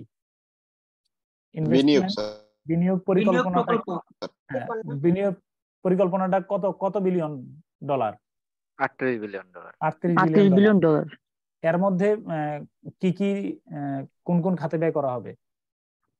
15টা অবকাঠামোগত, 15টা 65টা অবকাঠামোগত, আর হলো 15টা হলো নলেজ বেস। হ্যাঁ, প্রাতিষ্ঠানিক এবং জ্ঞানভিত্তিক প্রজেক্ট। জ্ঞানভিত্তিকটা বুঝছো কিনা? জ্ঞানভিত্তিক প্রজেক্ট, নলেজ ডেভেলপমেন্ট প্রজেক্টস মানে কি? স্যার মানব উন্নয়ন, প্রশিক্ষণ, টোটাল প্রশিক্ষণ। ওকে, হ্যাঁ। That the World Bank has already invested এত billion to enhance the supply, এরকম কি প্রশ্ন আছে ওয়ার্ল্ড ব্যাংক নিয়ে? জি স্যার আছে একটা। যদি আমরা সাথে সাথে প্রশ্নটা ধরি তাহলে খপ করে ধরে ফেলতে পারবো। এই জন্য প্রথম প্রশ্ন পড়লে আমি যদি ওয়ার্ল্ড ব্যাংকের কথা আছে কোন সেক্টরে ওয়ার্ল্ড ব্যাংক, এটা হলো দিস ইজ দ্য কিওয়ার্ড। তাহলে the World Bank has also invested এত billion to enhance the supply of safe pipe water, improve sanitation, drainage infrastructure, embankment system, increase areas protected by polders from tidal flooding and storm surge. It will also improve the navigability of 900 kilometers of inland waterways to reduce travel time and transport cost, both for cargo and passengers, thereby boosting national and regional trade. Bangla অর্থ করলে সুন্দর করে অর্থ করবা, খুব সুন্দর smoothly অর্থ করো। ওয়ার্ল্ড ব্যাংক, তাহলে প্রথম অংশ দাঁড়াচ্ছে ওয়ার্ল্ড ব্যাংক ইতিমধ্যে কত বিলিয়ন? 180 কোটি। 180 কোটি 180 কোটি টাকা, 180 কোটি টাকা না ডলার? ডলার। ডলার ডলার বিনিয়োগ করেছে। এর মধ্যে রয়েছে তাদের পরিকল্পনা রয়েছে কি বলো, কি কি করা? এক নম্বর হলো যে নিরাপদ পানির সরবরাহ, তারপরে বৃদ্ধি করা, এরপরে স্যানিটেশন পয় নিষ্কাশন উন্নত করা, ড্রেনেজ সিস্টেম অবকাঠামো। ড্রেনেজ মানে কি? ড্রেনেজের কি অর্থ বলে? পানি সেচ হবে, পানি নিষ্কাশন, পয় নিষ্কাশন। তাহলে স্যানিটেশন তাহলে কি বলবা? ড্রেনেজ যদি পয় নিষ্কাশন বলো? ড্রেনেজ মানে তো পানি নিষ্কাশন বলা যায় না, মানে আমি স্যানিটেশন আর ইয়ার অর্থ আলাদা করে বলো। স্যানিটেশন আর স্যানিটেশন স্যার জীবাণুমুক্ত না? না স্যার ড্রেনেজ মানে পানি নিষ্কাশনই ধরা যায় স্যার। আচ্ছা, সুরক্ষা স্যার। হ্যাঁ সুরক্ষা। আচ্ছা, মানে মোট কথা হলো জলাবদ্ধতা নিরসন এরকম কিছু যদি বলো তাহলে হবে, সমস্যা নেই। তারপরে আর এমব্যাঙ্কমেন্ট মানে কি? বাঁধ তৈরি, তাই না? Increase areas protected by the polders, এবং পোল্ডার ব্যবহার করে কি বলো নদীর কি বলো ওই যে নদীর পোল্ডার মানে কি বলো তো? এই যে ব্লক গুলো ইউজ করে ওইগুলো। হ্যাঁ, ব্লক গুলা ওই যে নদীর দেখো না পাশে বন্যা এবং কি বলো ঝড় থেকে রক্ষা পেতে পোল্ডার ব্যবহার করে বাঁধ নির্মাণের পরিধি বাড়ানো। এছাড়াও তারা তাদের এই ইনভেস্টমেন্টের মাধ্যমে, এই বিনিয়োগের মাধ্যমে কত কিলোমিটার ইনল্যান্ড ওয়াটারওয়ে 900 কিলোমিটার জলপথ, তাই না? অভ্যন্তরীণ জলপথের নাব্যতা বৃদ্ধি পাবে, তাই না? যার ফলে কি বলো ভ্রমণ সময় এবং ভ্রমণ খরচ দুটি কমে আসবে। পরিবহন খরচ, হ্যাঁ পরিবহন মানে সেটি, হ্যাঁ পরিবহন খরচ সেটি কার, সেটি বলো কোন কোন পরিবহন খরচ বলো? মালবাহী অথবা যাত্রীবাহী, মালবাহী এবং যাত্রীবাহী। মালবাহী এবং যাত্রীবাহী উভয় পরিবহনেরই খরচ কমে আসবে। ফলে জাতীয় এবং আন্তর্জাতিক অর্থনীতি কি হবে বলো? ত্বরান্বিত হবে, তাই না? তাহলে ভাঙ্গা ভাঙ্গা পুরো প্যাসেজটা একসাথে না লেখা সুন্দর করে ভাঙ্গা ভাঙ্গা চিন্তা করে লিখবা। লেখার পরে আরেকবার একটু রিভাইজ করলে বড় বাক্য তো একসাথে লিখতে গেলে, আমি অর্থটা লিখে দিচ্ছি দেখো। এবার আমারে বলো তো অর্থটা আমি এখানে ওয়ার্ল্ড ব্যাংক কিভাবে ইয়ে করছে একটু আমরা যদি দেখো, এই প্রশ্নটা আমি কিভাবে সাজাইছি একটু দেখো। এই প্রশ্নটা আমি এইভাবে যদি লিখি, the world bank has also financed, ওই ইনভেস্টেড জায়গায় আমি ফাইন্যান্স ব্যবহার করছি, $18 billion in several areas of the Delta Plain in order to increase save water supply through pipes, develop dam system, drain infrastructure, and sanitation, and increase protected areas to guard from tidal flows and storm surges. Besides, the investment will greatly benefit national and regional trade because it will reduce travel time, minimize transportation cost and increase navigability of তো ওইটারই আমি একটু মানে paraphrasing করে লিখছি, no problem. হ্যাঁ ওকে। এখানে যে প্রথমে যে পয়েন্টগুলো ছিল ওইগুলো কি স্যার বুলেট পয়েন্টে দেওয়া যাবে? যেমন স্যার দেওয়া যাবে। এখন আমি বলো যে আমি কারণ আমি অনেকগুলো বুলেট পয়েন্ট তৈরি করছি, এজন্য কিছু প্রশ্ন তৈরি করছি। কি বুঝছো বিষয়টা? জি স্যার, এটা একটু ব্যালেন্স করছি আর কি। হ্যাঁ স্যার, যে বিষয়গুলো স্যার দেওয়া আছে সরাসরি যে বিষয় অর্থায়ন করার কথা আছে স্যার, ওইগুলা কি আমি সরাসরি লিখতে পারবো যেভাবে আছে সেভাবে? দিতে পারবো, কিন্তু ল্যাঙ্গুয়েজ অবশ্যই চেঞ্জ করতে হবে। তুমি কপিরাইট করতে পারবা না এখানে। আচ্ছা, চেঞ্জ করে দিবা। তবে একটা সুবিধা তোমার বলে রাখি, ওই যে ইয়া করে দিলে না, এই তোমার মানে ফ্রেজ আকারে দিলে একটা বড় সুবিধা আছে, আমি বলে রাখলাম। তোমার ইয়ার আশঙ্কা কম থাকে, কপি হওয়ার সুযোগ কম। ওকে, হ্যাঁ আচ্ছা আচ্ছা। এরপরে ওকে, The bank also preparing several upcoming projects to further support the implementation of BDP. These projects will help improve the navigability and river management infrastructure of Jamuna River to support inland water transport and boost economic activities around the river, as well as restore the ecology and transport capacity of the rivers of Dhaka city. তো ব্যাংকের আরো কিছু পরিকল্পনা আছে তাই না, upcoming projects. তো এটা তো আমাদের প্রশ্নে নাই, আছে এরকম ধরনের কথা? আপকামিং প্রজেক্ট নিয়ে কি কোনো কথা বলা আছে নাকি? প্রশ্নে আছে শুধু কোন কোন ক্ষেত্রে ইনভেস্ট করছে, তাই না? অতএব এটা আমার দরকার নেই। এখানে যমুনা নদীতে আরো কিছু পরিকল্পনা আছে। হ্যাঁ, ওকে। ঢাকা সিটিতে এই ট্রান্সপোর্ট ক্যাপাসিটিটা বৃদ্ধি করার জন্য, তাই না, ওয়াটারওয়েতে ট্রান্সপোর্ট ক্যাপাসিটি বৃদ্ধি করারও একটা বড় পরিকল্পনা আছে।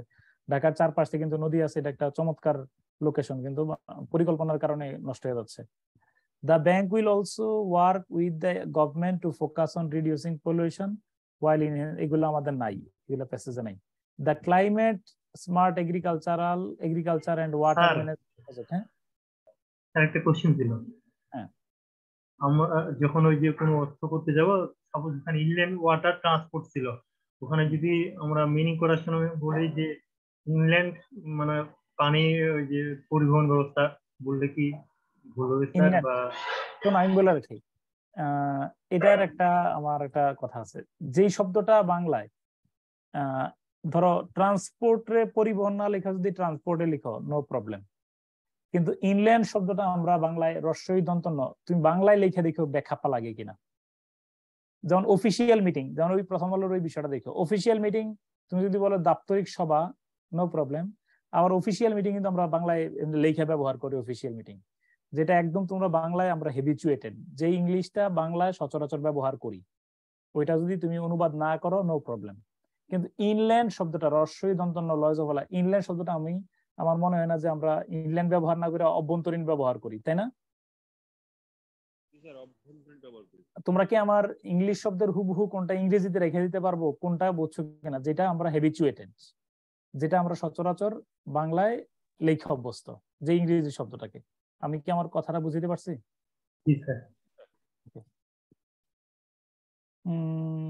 ওকে, হ্যাঁ, আচ্ছা। A series of institutional and policy reforms are underway to support the implementation. অনেকগুলো পলিসি আছে, সমস্যা নেই। A Delta Governance Council and Inter-Ministerial Forum headed by the Prime Minister of Bangladesh have already been established to provide strategic direction. তাহলে এখন কি আমরা এখানে একটা প্রশ্ন আছে, কি প্রশ্নটা দেখো, প্রশ্নটা হলো, এই প্রশ্নটা কি, what initiative has the government taken to implement the delta plan? এবার বলো সরকার কি কি পদক্ষেপ নিয়েছে?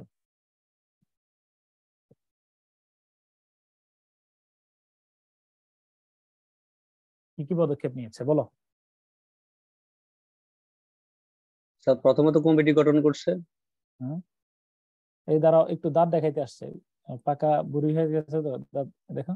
ঘটনা হচ্ছে যে দাঁতের পেছনে দাঁত উঠছে, তারপরে তোমার এই সামনের এই যে অ্যানেস্থেসিয়া ব্যবহার করে তোমার সামনের দাঁতগুলা কয়টা, এই যে সামনের দাঁতগুলা খুলছে, আবার পেছনে কি লাগাইছে দেখছো কিনা?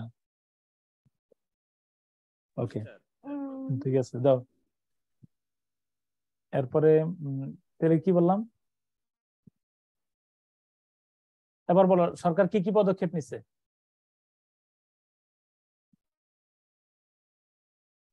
স্যার যে ইনস্টিটিউশনাল রিফর্ম করছে, তারপরে স্যার ইন্টারমিনিস্ট্রিয়াল ফোরাম, হ্যাঁ প্রথমত ফোরাম গঠন করছে, এই ডেল্টা গভর্নেন্স কাউন্সিল এটা গঠন করছে। আর একটা হলো an interministerial forum headed by the prime minister, prime মিনিস্টারের নেতৃত্বে বাংলাদেশ একটা আন্তঃ মন্ত্রণালয়ে ফোরাম গঠন করছে, তাই না? এই ফোরাম শব্দটা যদি ফোরাম দাও নো প্রবলেম, ফোরামটা কি আমরা বাংলা ব্যবহার করি না? জি স্যার। কিন্তু ইন্টারমিনিস্টারিয়ালটা না বললে আন্তঃ মন্ত্রণালয়ে ফোরাম গঠন করছে, তাতে কিন্তু বেটার হয়, no problem. Sir forum quorum কি একই? হ্যাঁ একই। আচ্ছা দেখো তাহলে হোয়াট ইনিশিয়েটিভ, তাহলে the government is working on various and policy and institutional reforms to implement delta plan. an interministerial forum has been set up under the guidance of Prime Minister of Bangladesh, তাই না? আর a Delta Management Council has also been formed to provide strategic direction. এই যে এক বাক্য করে 3 বাক্য বানাই ফেলছি। আর তুমি যদি বলো যে এটার 2টা পয়েন্ট করে লিখবা, মানে প্যারা করে ইয়া করে লিখবা পয়েন্ট আকারে, নো প্রবলেম। আচ্ছা, এরপরে দেখো এরপরে through the strong commitment placed on BDP, তো Bangladesh is on its way to become a global center of excellence on delta and water management. এর অর্থ কি বলো তো? এর অর্থ কি?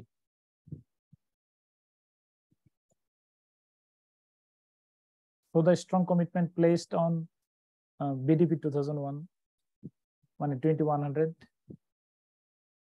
Bangladesh is on its way to become a global center of excellence on delta and water management.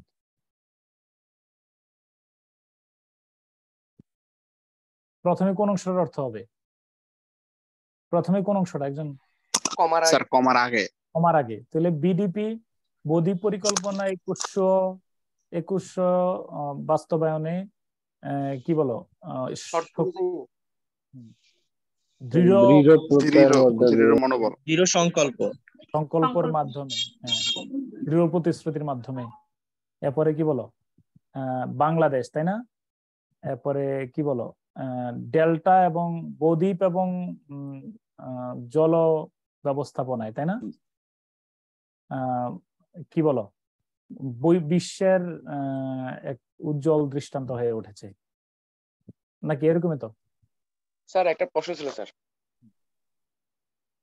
Sir বলো।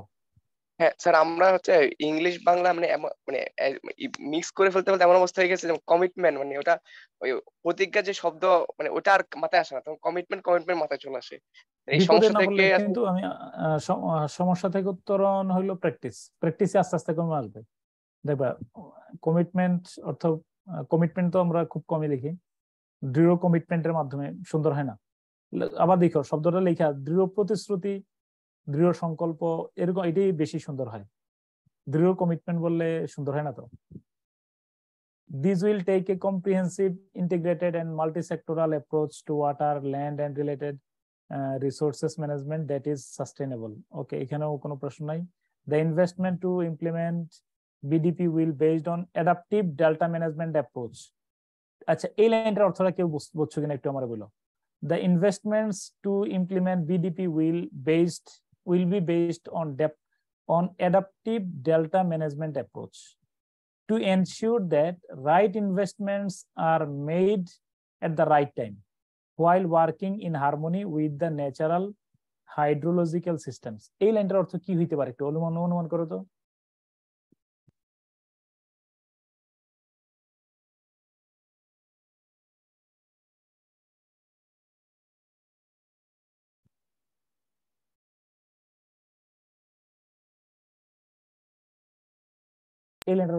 পরিবেশের পরিবর্তনের সাথে যে স্যার যে চেঞ্জটা হচ্ছে স্যার, এর মানে এটাকে খেয়াল রেখে হচ্ছে স্যার মানে ম্যানেজমেন্ট অ্যাপ্রোচটা গ্রহণ করতে হবে এরকম। আচ্ছা, তুমি অ্যাডাপটিভ ডেল্টা ম্যানেজমেন্ট এটারে ক্যাপিটালাইজ যেহেতু আছে এটারে ওইভাবে রাখতে পারো, নো প্রবলেম।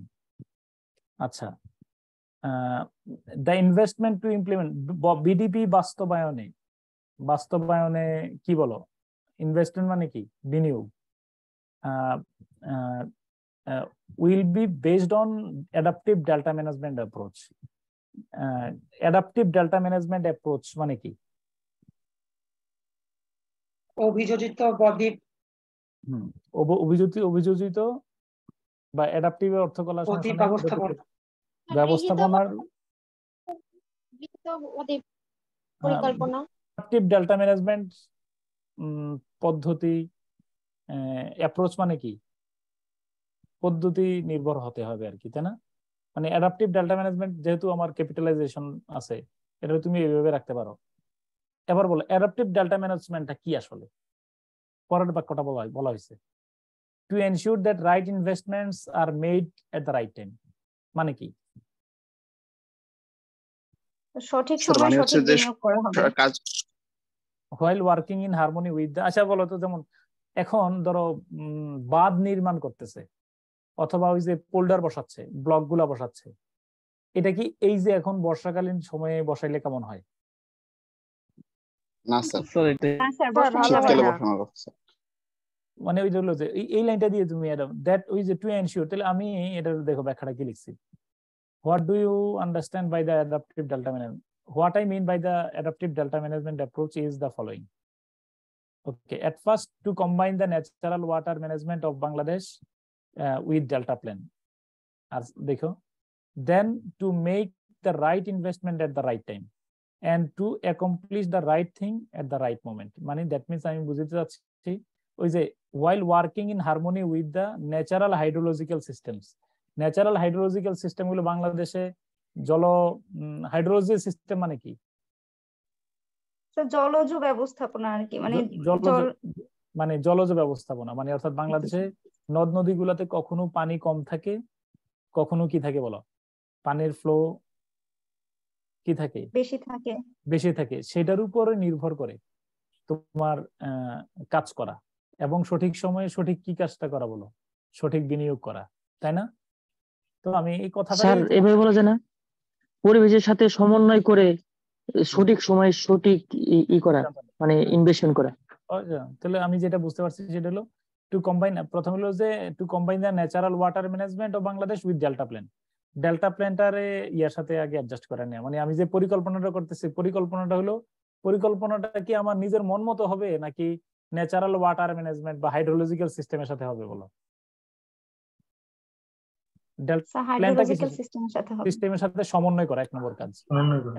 হ্যাঁ, এরপর হলো যে সঠিক সময়ে সঠিক বিনিয়োগ কাজটা, সঠিক বিনিয়োগটা করা। হ্যাঁ, ওকে। তারপরে কি ইফেক্টিভ কি ইফেক্টিভ, এরপর লাইনটা বলো একটু, এই লাইনটা বলো। Effective coordination and collaboration among multiple stakeholders will be key to achieving the vision of BDP 2100. হ্যাঁ, 2100 মানে কি? Effective coordination and collaboration among the multiple stakeholders will be, তাহলে এমন একটা প্রশ্ন আছে কি অ্যাচিভিং কি টু অ্যাচিভিং, এরকম একটা প্রশ্ন আছে নাকি? ওয়ালাইকুম আসসালাম। জালাল, তুমি কি ঘুম থেকে উঠছো নাকি?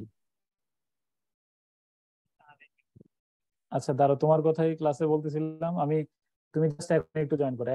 আমি একটা লিংক পাঠাচ্ছি তোমার মেসেঞ্জারে। হ্যাঁ, সরি, এখনই মেসেজ করে দিচ্ছি। এখনই জয়েন করো, তোমার খাতাগুলো একটু শেয়ার করতে বলছিলাম। দাঁড়াও, এখনই জয়েন করো, আগে আমি ক্লাসে শুরুতে ইয়ে করো। আমি পাঠাচ্ছি, তুমি জয়েন করে আমার নক করো। হ্যাঁ, ওকে। হ্যাঁ,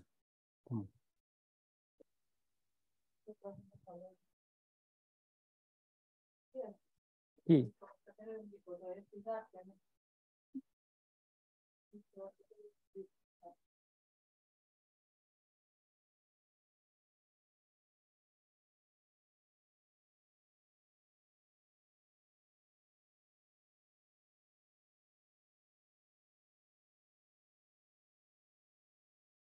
তাহলে আমার একজন বলো,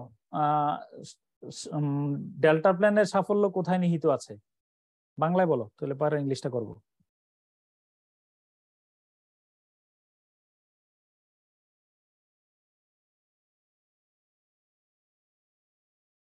অংশীজনদের মধ্যে কার্যকর সমন্বয় এবং সহযোগিতার মধ্যে। আর কি স্যার? অংশীদারদের মধ্যে কার্যকরী সহযোগিতা ও মধ্যে নিহিত আছে। আচ্ছা, তো আমি যেটা বলছি দেখো তো, একটু লাইনটা পড়ে শোনাও, আমার উত্তরটার সাথে তোমরা মিলে নিও। এখন ক্লাসের পরে কিন্তু তুমি আবার ইয়ে করো, অবশ্যই এটা নিজের মতো করে উত্তর করো, কারণ এটা যত পড়বা তত আমার ডেল্টা প্ল্যান ক্লিয়ার হয়ে যাবে। উত্তরটা বলো, আমার প্রস্তাবিত উত্তরটা কি ছিল?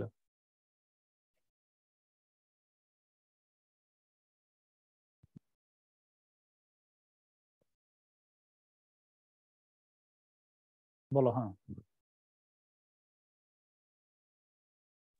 the key to achieving the Delta plan is to have an effective, coordinated, and collaborative relationship between the various stakeholders. Achieving the core goals of Delta plan will be severely hampered if mutual coordination আচ্ছা, এবার একটু খেয়াল করে দেখি, তোমরা কয়েকজন প্রশ্ন করতেছিল যে এখানে এই ক্ষেত্রে আমি একটা পরামর্শ দিই। হ্যাঁ, পরামর্শটা হলো, ধরো এখানে কিন্তু উত্তর এখানে অলরেডি শেষ। কোথায় the key to achieving the delta plan is to have an effective coordinated and collaborative, বিভিন্ন স্টেক হোল্ডারদের মাধ্যমে এটা সহযোগিতাপূর্ণ, সৌহার্দ্যপূর্ণ। হ্যাঁ, জালাল পাইছো লিঙ্কটা? লিঙ্কটা পাইছো? মেসেজ করে পাঠাইছি আমি।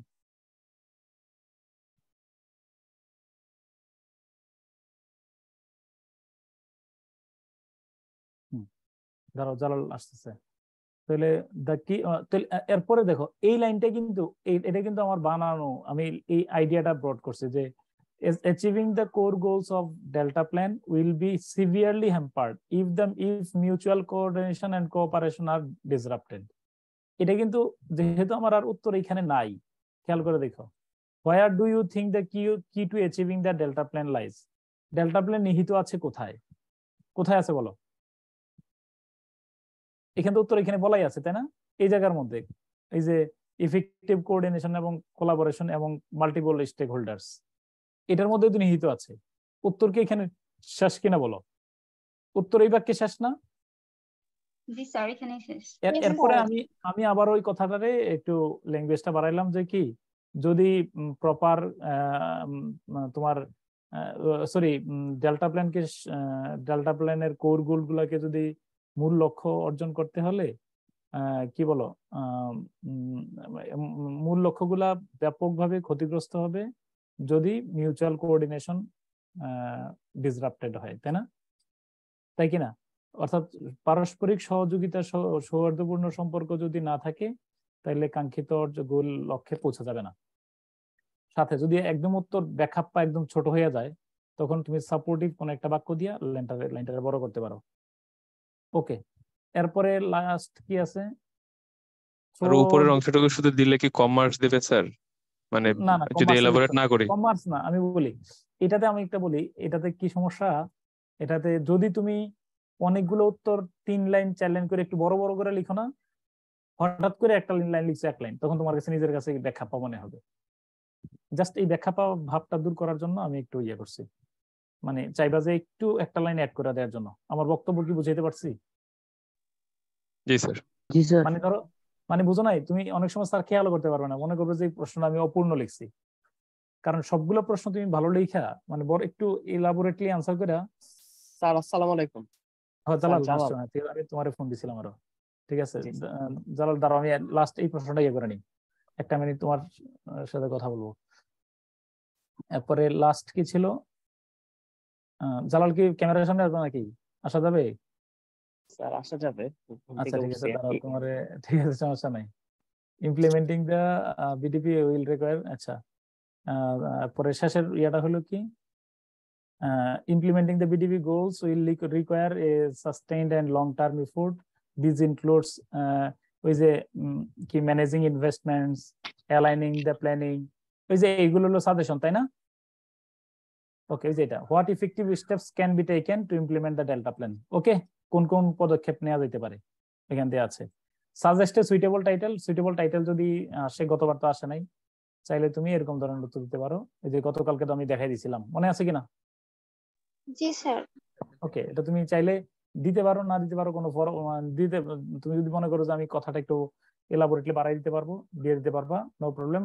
আর এই আমরা এই এই শিরোনামটা কোথা থেকে একটু কাট পেস্ট করতে পারি, মানে ধার নিয়ে ঘষা মাজা করতে পারি? স্যার লেটার টু এডিটর থেকে অথবা স্যার প্রশ্নগুলো থেকে। ঠিক আছে, ওকে। আচ্ছা এবার আসো, দাঁড়াও জালাল কই, দাঁড়াও জালাল একটু দেখো, সালাম টালাম দিয়ে আমি জালাল প্রথম আগামী ক্লাসে ওই তোমার যে আসসালামু আলাইকুম। জি স্যার। একটু রিপ্লেস, হ্যাঁ আজকে শুধু পরিচয় দিবা, অনেক কথা বলো, তোমার সবাই চিনে। আসসালামু আলাইকুম ভাই, ভালো আছেন? আসসালামু আলাইকুম। ওয়ালাইকুম আসসালাম। হ্যাঁ আলহামদুলিল্লাহ ভালো আছি, আপনারা কেমন আছেন? জি ভাই ভালো। আমি হচ্ছে জালাল মোহাম্মদ আশফাক। আমার স্কুল কলেজ ছিল Dhaka residential model college, university ছিল বুটেক্স, আর হচ্ছে এবার 41তম বিসিএস এ প্রশাসন ক্যাডারে সুপারিশপ্রাপ্ত হয়েছে আলহামদুলিল্লাহ। মেধাক্রম ছিল 66। আর আরেকটা দারুণ একটা পরিচয় বলি, সেটা হচ্ছে আমি স্যারের প্রতিবেশী ছিলাম। আমি হ্যাঁ। জানি না আল্লাহ এটা কিভাবে আমাকে মিলাই দিছে।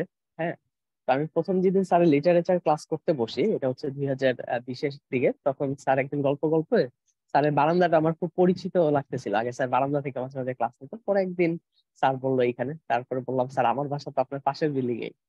পরে হচ্ছে মানে আমার বিসিএস জার্নিতে মানে স্যার আমাকে মানে এমন ভাবে উৎসাহিত করছে, ইন্সপায়ার করছে, এবং স্যারের সান্নিধ্য আমি এটাতে পাইছি। আমি মনে করি এই বিষয়টা আমি খুবই সৌভাগ্যবান।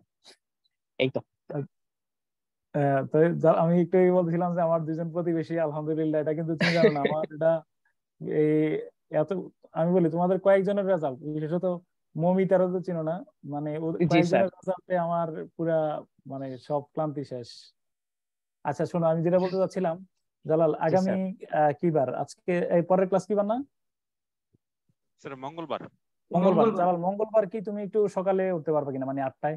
স্যার মঙ্গলবার আমার এই যে মঙ্গলবার তো একটু ছুটি, আমাদের একটু ঘুরতে যাওয়ার প্ল্যান আছিল। আচ্ছা, আমরা তো ওই দিন স্যার থাকবো না স্যার। বৃহস্পতিবার, শুক্রবার, আগামী স্যার বৃহস্পতিবার বা শুক্রবার। বৃহস্পতিবার পারবো, বৃহস্পতিবার সকালে পারবো স্যার 8টায়। বৃহস্পতিবার সকালে অথবা শুক্রবার রাতে, কোনটা তোমার জন্য সুইটেবল হয়? আমারে তুমি আগে এই কয়েকদিনে আজকে কালকে ঠিক মধ্যে আছে জানালে স্যার। দুইটা টাইম জি দিলাম স্যার। তোমাকে, বৃহস্পতিবার সকাল ওকে, 8টায় অথবা সকাল 8টা তো স্যার? আমি বলি দুইটা টাইম, বৃহস্পতিবার সকাল হ্যাঁ। 8টায় অথবা শুক্রবার রাত 9টায়। স্যার বৃহস্পতিবার সকাল 8টা। সকাল 8টায়। তাহলে তুমি একটা কাজ করো, তোমার যতগুলা ওই যে পরীক্ষা দিছো, যেগুলো মার্কিং হয়েছে, যেগুলোতে ওইগুলো তুমি একটু ছবি, ওই তুমি আমার যে হোয়াটসঅ্যাপে যেগুলো পাঠাইছো না, জি হোয়াটসঅ্যাপে স্যার। যে জি স্যার, এখন তো কোনো কিছু খুঁজে পাচ্ছি না, মানে এগুলা ডাউনলোড হয় না বুঝতে খুঁজে। পারছি স্যার। হ্যাঁ হ্যাঁ হ্যাঁ তুমি স্যার, একটু আমি ওই করছি, আমি এই যে আমার ইন্টারন্যাশনাল খাতা একজনের পিক দিয়ে ওটা করাইছি, মানে ওই যে স্ক্যান করে করছি, আমি ওটা দিয়ে দিচ্ছি আচ্ছা এখনই আচ্ছা আমি স্যার দিয়ে দিচ্ছি, আপনাকে দিচ্ছি। আর হচ্ছে আচ্ছা বাকিগুলা স্যার আমি খুব দ্রুতই করায় ফেলবো, মানে আচ্ছা তাহলে আমি বলি, তুমি মোটামুটি কয়েকটা খাতা যেগুলো মানে যেভাবে লিখছি, বিশেষত ইন্টারন্যাশনাল বা অন্যগুলো, টোটাল আমি তোমার 30 মিনিট দেবো। তুমি শুধু খাতাগুলো দেখাবা যে কিভাবে লিখছিলে, কিভাবে মার্কিং গুলো এর আগে হয়েছিল। ঠিক মানে আছে স্যার। তুমি ওকে। প্রথম আমি 30 মিনিট তোমার দিয়ে দেবো, তুমি শুধু প্ল্যানটা শেয়ার করবা আর কি তুমি। জি স্যার, অবশ্যই স্যার। আপনি কি নোট করে পড়তেন? তাহলে নোট কিভাবে করতেন এটাও শেয়ার করেন। আচ্ছা, আমার নোট করে পড়ার অভ্যাস ছিল না, এটা হচ্ছে গিয়ে আমার তো নোট মানে করলে আমি অবশ্যই শেয়ার করতে কোনো ছিল না, বাট আমি পরীক্ষাগুলো যেগুলো দিছি ওইগুলা কোশ্চেন আপনারা দেখলে একটা ভালো আইডিয়া হবে। ওইগুলোই হ্যাঁ প্রায় হ্যাঁ নোট না করে কিভাবে পড়া যায় সেটা বুঝলেন। হ্যাঁ ঠিক আছে, এগুলো আচ্ছা সব ঠিক শেয়ার আছে। করবে। 30 মিনিটস এর ওকে। টাইম আছে, এই টাইমে তুমি টোটাল একটা, তোমার বিশেষত খাতাগুলো খুব জরুরি দরকার, তোমার খাতাগুলো দেখা জরুরি। বা জি স্যার, আমি একটা help করো খাতা আমারে। এখনই পাঠাই দিচ্ছি, মানে আমি এটা আমাদেরকে আরআরএস গ্রুপে দিব না কই আপলোড দিব? আচ্ছা আচ্ছা, আরআরএস গ্রুপটাতে দিও, আমি শেয়ার করে দেবো। আচ্ছা আচ্ছা ঠিক আছে। ওকে, কয়েকটা খাতা, নমুনা খাতা দিয়ে দিও। হ্যাঁ জি স্যার। আচ্ছা ঠিক আছে, তাহলে ইনশাআল্লাহ তাহলে তোমার সাথে দেখা হবে। আগে তুমি আমার টাইমটা জানিও, ইয়াতে আধা জি ঘন্টার স্যার। সময় তুমি টোটাল টোটাল প্রত্যেকটা বিষয় নক করার চেষ্টা করো, কোন কোন খাতাটা কিভাবে প্রেজেন্ট করছো, কারণ প্রেজেন্টেশনটা একটা ভাইটাল বিষয়। হ্যাঁ জি স্যার। জি স্যার। ইনশাআল্লাহ, থ্যাংক ইউ। হ্যাঁ ওকে স্যার। হ্যাঁ স্যার। আল্লাহ হাফেজ। আসসালামু আলাইকুম। ওয়ালাইকুম আসসালাম। আচ্ছা, তো ঠিক আছে তাহলে জালাল, তাহলে মোটামুটি তোমরা একটা অলরেডি ধারণা পাইছো। হ্যাঁ ধারণা পাইবে ইনশাআল্লাহ, আশা করি। স্যার পাবো স্যার। হ্যাঁ মনে রাখবা যে এই ক্ষেত্রে মোটিভেশন আর অনুকরণ, তুমি একজন মডেল ফলো করবা যে কারা ভালো করছে, কি কারণে ভালো করছে, তার মানে এসেন্সটা কি ছিল, এটা তোমার অনেক দূর আগাবে। একটা কথা বললা, হোমওয়ার্ক দিচ্ছি আর আমি আবার একটা নোট শেয়ার করব, কইরা একটা কথা বলবো, কথা বলে আজকে ক্লাস স্যার শেষ। আমাদের এড গ্রুপে একটু শেয়ার করে দেন স্যার। আচ্ছা এই গ্রুপে শেয়ার করছি। হ্যাঁ ওই জালাল, আমাদের এই যে জালাল তো আরআরএস গ্রুপে দিয়ে দেবে। আরআরএস গ্রুপটাতে আছো নাকি আমার? তোমরা আরআরএস জি স্যার। গ্রুপটাতে থাকো? জি স্যার আছে। জি স্যার আছে। স্যার আমরা এই যে স্টাডি ম্যাটেরিয়ালস গুলো কিভাবে পেতে পারি, এর স্যার একটা গ্রুপ করলে ভালো হয়, মেসেঞ্জার বা না হোয়াটসঅ্যাপে। মেসেঞ্জার গ্রুপ করলে অনেক যে ক্যাচাল হয়, দেখবা যে এটাও ইন্টারনালি পেয়ে যাবে। এই পুরো প্যাসেজটার সামারি তোমরা হোমওয়ার্ক হয়ে গেল। সামারিটা আমি আবার বলি, সামারিটা কি হইতে পারে? সামারিটা বলো প্রথমে, তোমরা একটু একটু আমার একটু সুযোগ দিও, আমি যেহেতু শিক্ষা দিয়ে দেবো, সামারি তো আমি লিখে রাখছি এখানে। সামারিটা তোমরা আল্লাহর রাস্তায় ইয়ে করো না, দেখো না, তুমি অন্তত পক্ষে পুরো প্যাসেজের একটা সামারি কি হইতে পারে। সামারিটা এরকম ধরো, পুরো প্যাসেজ আমি কি কি জানলাম। প্রথমত ও ওই আমি এই প্রথম প্রশ্ন তো লিখি নাই, তাহলে what is the passage about, তাহলে হোয়াট দ্য প্যাসেজ প্রিডমিনেন্টলি, এই প্যাটার্নটা কি ফলো করতে বলছিলাম, মনে আছে কিনা? জি স্যার। জি স্যার। একদম মুখস্থ করে ফেললো ওরা লাইনগুলো। হ্যাঁ, what the passage predominantly centres on is the, এটা to robustly present the core content. তাহলে প্রথমে হলো মেইন আইডিয়া আর একটা হলো সাপোর্টিং আইডিয়া, তাই না? দুইটাই হয়ে গেল আমার। মেইন আইডিয়া লিখলাম, তোমরা যদি মেইন আইডিয়া লিখো আলহামদুলিল্লাহ, তাহলে সাপোর্টিং আইডিয়া দিতে পারো, কারণ আমরা জানি একটা প্যাসেজে দুই ধরনের আইডিয়া থাকে। এবার একটু শোনো, তাহলে আমরা পুরো প্যাসেজটা জানলাম। এই প্যাসেজে মূলত ডেল্টা প্ল্যান ইমপ্লিমেন্টেশন নিয়ে বলা হয়েছে, তারপরে ডেল্টা প্ল্যান ইয়ে হইলে কি কি ক্ষতি হইতে পারে, সরি কোন উদ্দেশ্যে সরকার এটা তৈরি করছে। ডেল্টা প্ল্যান রচনাটা হয়ে যাক আমার, রচনার মধ্যে কি কি ম্যাটেরিয়াল নিতে পারো, একটা রচনা যদি আমরা লিখি, রচনার বডি তো আমি রচনা ক্লাসে দিয়ে দেবো, অনেক কিছু বাড়াই ফেলতে পারবা। প্রথমত হলো সরকার কোন উদ্দেশ্যে ডেল্টা প্ল্যান তৈরি করছে, একজন আমার সাথে বলো রচনাটা, একবার একটা রচনা শেষ করে ফেলি এর মধ্যে। বলো ডেল্টা প্ল্যান কি উদ্দেশ্যে তৈরি করছে, বলো প্রণয়ন করছে, তাতে বলো। The government of Bangladesh has করার জন্য economic growth, environmental protection, creating climate resilience, তারপরে ডিজাস্টার রিস্ক রিডাকশন, আর হলো ইনক্রিজ প্রোডাক্টিভিটি। এগুলোই হলো আমাদের ডেল্টা প্ল্যানের কোর গোল। মনে রাখে এটা বাস্তবে নেই, এই উদ্দেশ্যেই, এটা এই পারপাসে কিন্তু ডেল্টা প্ল্যান। আচ্ছা, এরপরে হলো ডেল্টা প্ল্যান বাস্তবায়িত না হইলে কি কি ক্ষতি হবে, এগুলা ক্ষতি হবে, এই সমস্ত ক্ষতি শিকার গুলো হবে। যথাসময়ে বাস্তবায়িত হইলে কি কি হইব বলতো একটু। দারিদ্র, চরম দারিদ্র কমবে, এমপ্লয়মেন্ট বাড়বে, তাই না? জিডিপি বাড়বে, তারপরে ফুড সিকিউরিটি শক্তিশালী হবে, খাদ্য নিরাপত্তা, আরবান মাইগ্রেশন কমে আসবে, তাই না? এরপরে ওয়ার্ল্ড ব্যাংক কোন কোন ক্ষেত্রে ইয়ে করছে এইগুলাতে, তাই না? পয়েন্ট গুলার নাম বলে ফেলবা। এরপরে সরকার কোন কোন পদক্ষেপ গ্রহণ করেছে, তাহলে দুইটা পদক্ষেপের নাম উল্লেখযোগ্য করে বলবা। ডেল্টা ম্যানেজমেন্ট কাউন্সিল, আর একটা হলো কিনা ইন্টার মিনিস্টারিয়াল ফোরাম, তাই না? Headed by the prime minister. এরপরে কি কি কি পদক্ষেপের মধ্যে অ্যাডাপটিভ, এখানে ডেল্টা ম্যানেজমেন্টের জন্য বিডিপির জন্য সবচেয়ে গুরুত্বপূর্ণ একটা কাজ হলো অ্যাডাপটিভ ডেল্টা ম্যানেজমেন্ট অ্যাপ্রোচটা খুব গুরুত্বপূর্ণ। এটা কি বলো, সঠিক সময়ে প্ল্যানটা সঠিক যথাযথভাবে করা, সঠিক সময়ে সঠিক কাজটা, সঠিক বিনিয়োগটা করা। আর কোথায় পাবলিক প্রাইভেট মানে যারা বিভিন্ন স্টেক হোল্ডারদের মধ্যে যেন সহযোগিতাপূর্ণ একটা সম্পর্ক বিদ্যমান থাকলে কাঙ্ক্ষিত সাফল্য আমরা পাবো এখানে। আর কি কি পদক্ষেপ নেওয়া যাইতে পারে, পদক্ষেপের মধ্যে তুমি বলতে পারো এডুকেট, ইনভেস্টমেন্ট, সাথে তুমি দুর্নীতির কথা বলতে পারো। এই হলো ওভারঅল একটা কাঠামো। আর হোমওয়ার্ক রয়ে গেল, এটার কি লিখবা বলো একটু, এটার কি লিখবা? সামারিটা মানে সামারি লিখবো। সামারিটা লিখে আমি শেয়ার করব যে আমার সামারি আর তোমার সামারি হয়তো আমার চেয়ে তোমারটা ভালো হইতে পারে অনেকের। হয়তো তুমি আরো গোছায় চিন্তা করে লিখলে, আমি তাড়াহুড়া করে লিখছি। তুমি যদি আরেকটু চিন্তা করে লিখো, আমার বিশ্বাস যে ইনশাআল্লাহ ভালো হবে। ঠিক আছে? দুইটা প্রশ্ন ছিল। আচ্ছা দাঁড়াও, এরপর আগামী ক্লাসে আমি যে কোনো হোমওয়ার্ক না, তোমরা বাসায় পড়াশোনা করো, আমি সরাসরি বুঝাবো। বা আমি আরো কয়েকটা আমি সরাসরি ক্লাসে শীটটা অ্যানালাইসিস করে বুঝাবো যে এটার অর্থ, এই প্যাসেজের অর্থ কি, কিভাবে তুমি উত্তর করবা। তোমার আগে অগ্রিম ধারণা নেওয়ার দরকার নেই, তুমি শুধু সামারিটা লিখো। ওকে। আর শেষ কথা হলো শেখ সাদির গুলিস্তা বস্তার একটা লাইন বলি। সেই লাইনটা কি? এটা হলো সোহবতে সালেহ তোরা সালেহ কুনাদ, মানে সোহবতে তালে তোরা তালেই কুনাদ, মানে কি বুঝছো? ওই যে সৎসঙ্গে কি বলো, স্বর্গবাস, অসৎসঙ্গে সর্বনাশ। দাঁড়াও, আর শেখ সাদির এই ভাষাটাই সম্ভবত কি অনুবাদ করছিল সত্যেন্দ্রনাথ, যে তোমার সত্যেন্দ্র, মনে রাখবে শেখ সাদির ভালো অনুবাদক কিন্তু সত্যেন্দ্রনাথ কি ঠাকুর না দত্ত? হ্যাঁ, ওনার একটা ওই যে কুকুরের কাজ কুকুর করেছে, কামড় দিয়েছে পায়, তাই বলে কি এটা কার? এটা মূল শেখ সাদি, অনুবাদ করছে কে বলো? হ্যাঁ হ্যাঁ হ্যাঁ। আচ্ছা দাঁড়াও, তারপরে ওই ওনার ছিল যে তুমি যদি পারফিউমের দোকানের সাথে পারফিউমের দোকানে যদি তুমি যদি পারফিউমের দোকানে গুডম্যান ভালো মানুষরা হলো, ক্রিয়েটিভ মানুষরা হলো কিসের মতো বলো? পারফিউম শপের মতো। পারফিউম শপের সুবিধা মানে কেন পারফিউম শপের সাথে তুলনা করা হয়েছে বলো তো? পারফিউমটা যেখানে রাখবো এর আশেপাশে সুঘ্রাণটা ছড়িয়ে যায়। তুমি কিনো আর না কিনো একটা জিনিস কিন্তু ফ্রি আছে, কি সেটা বলো?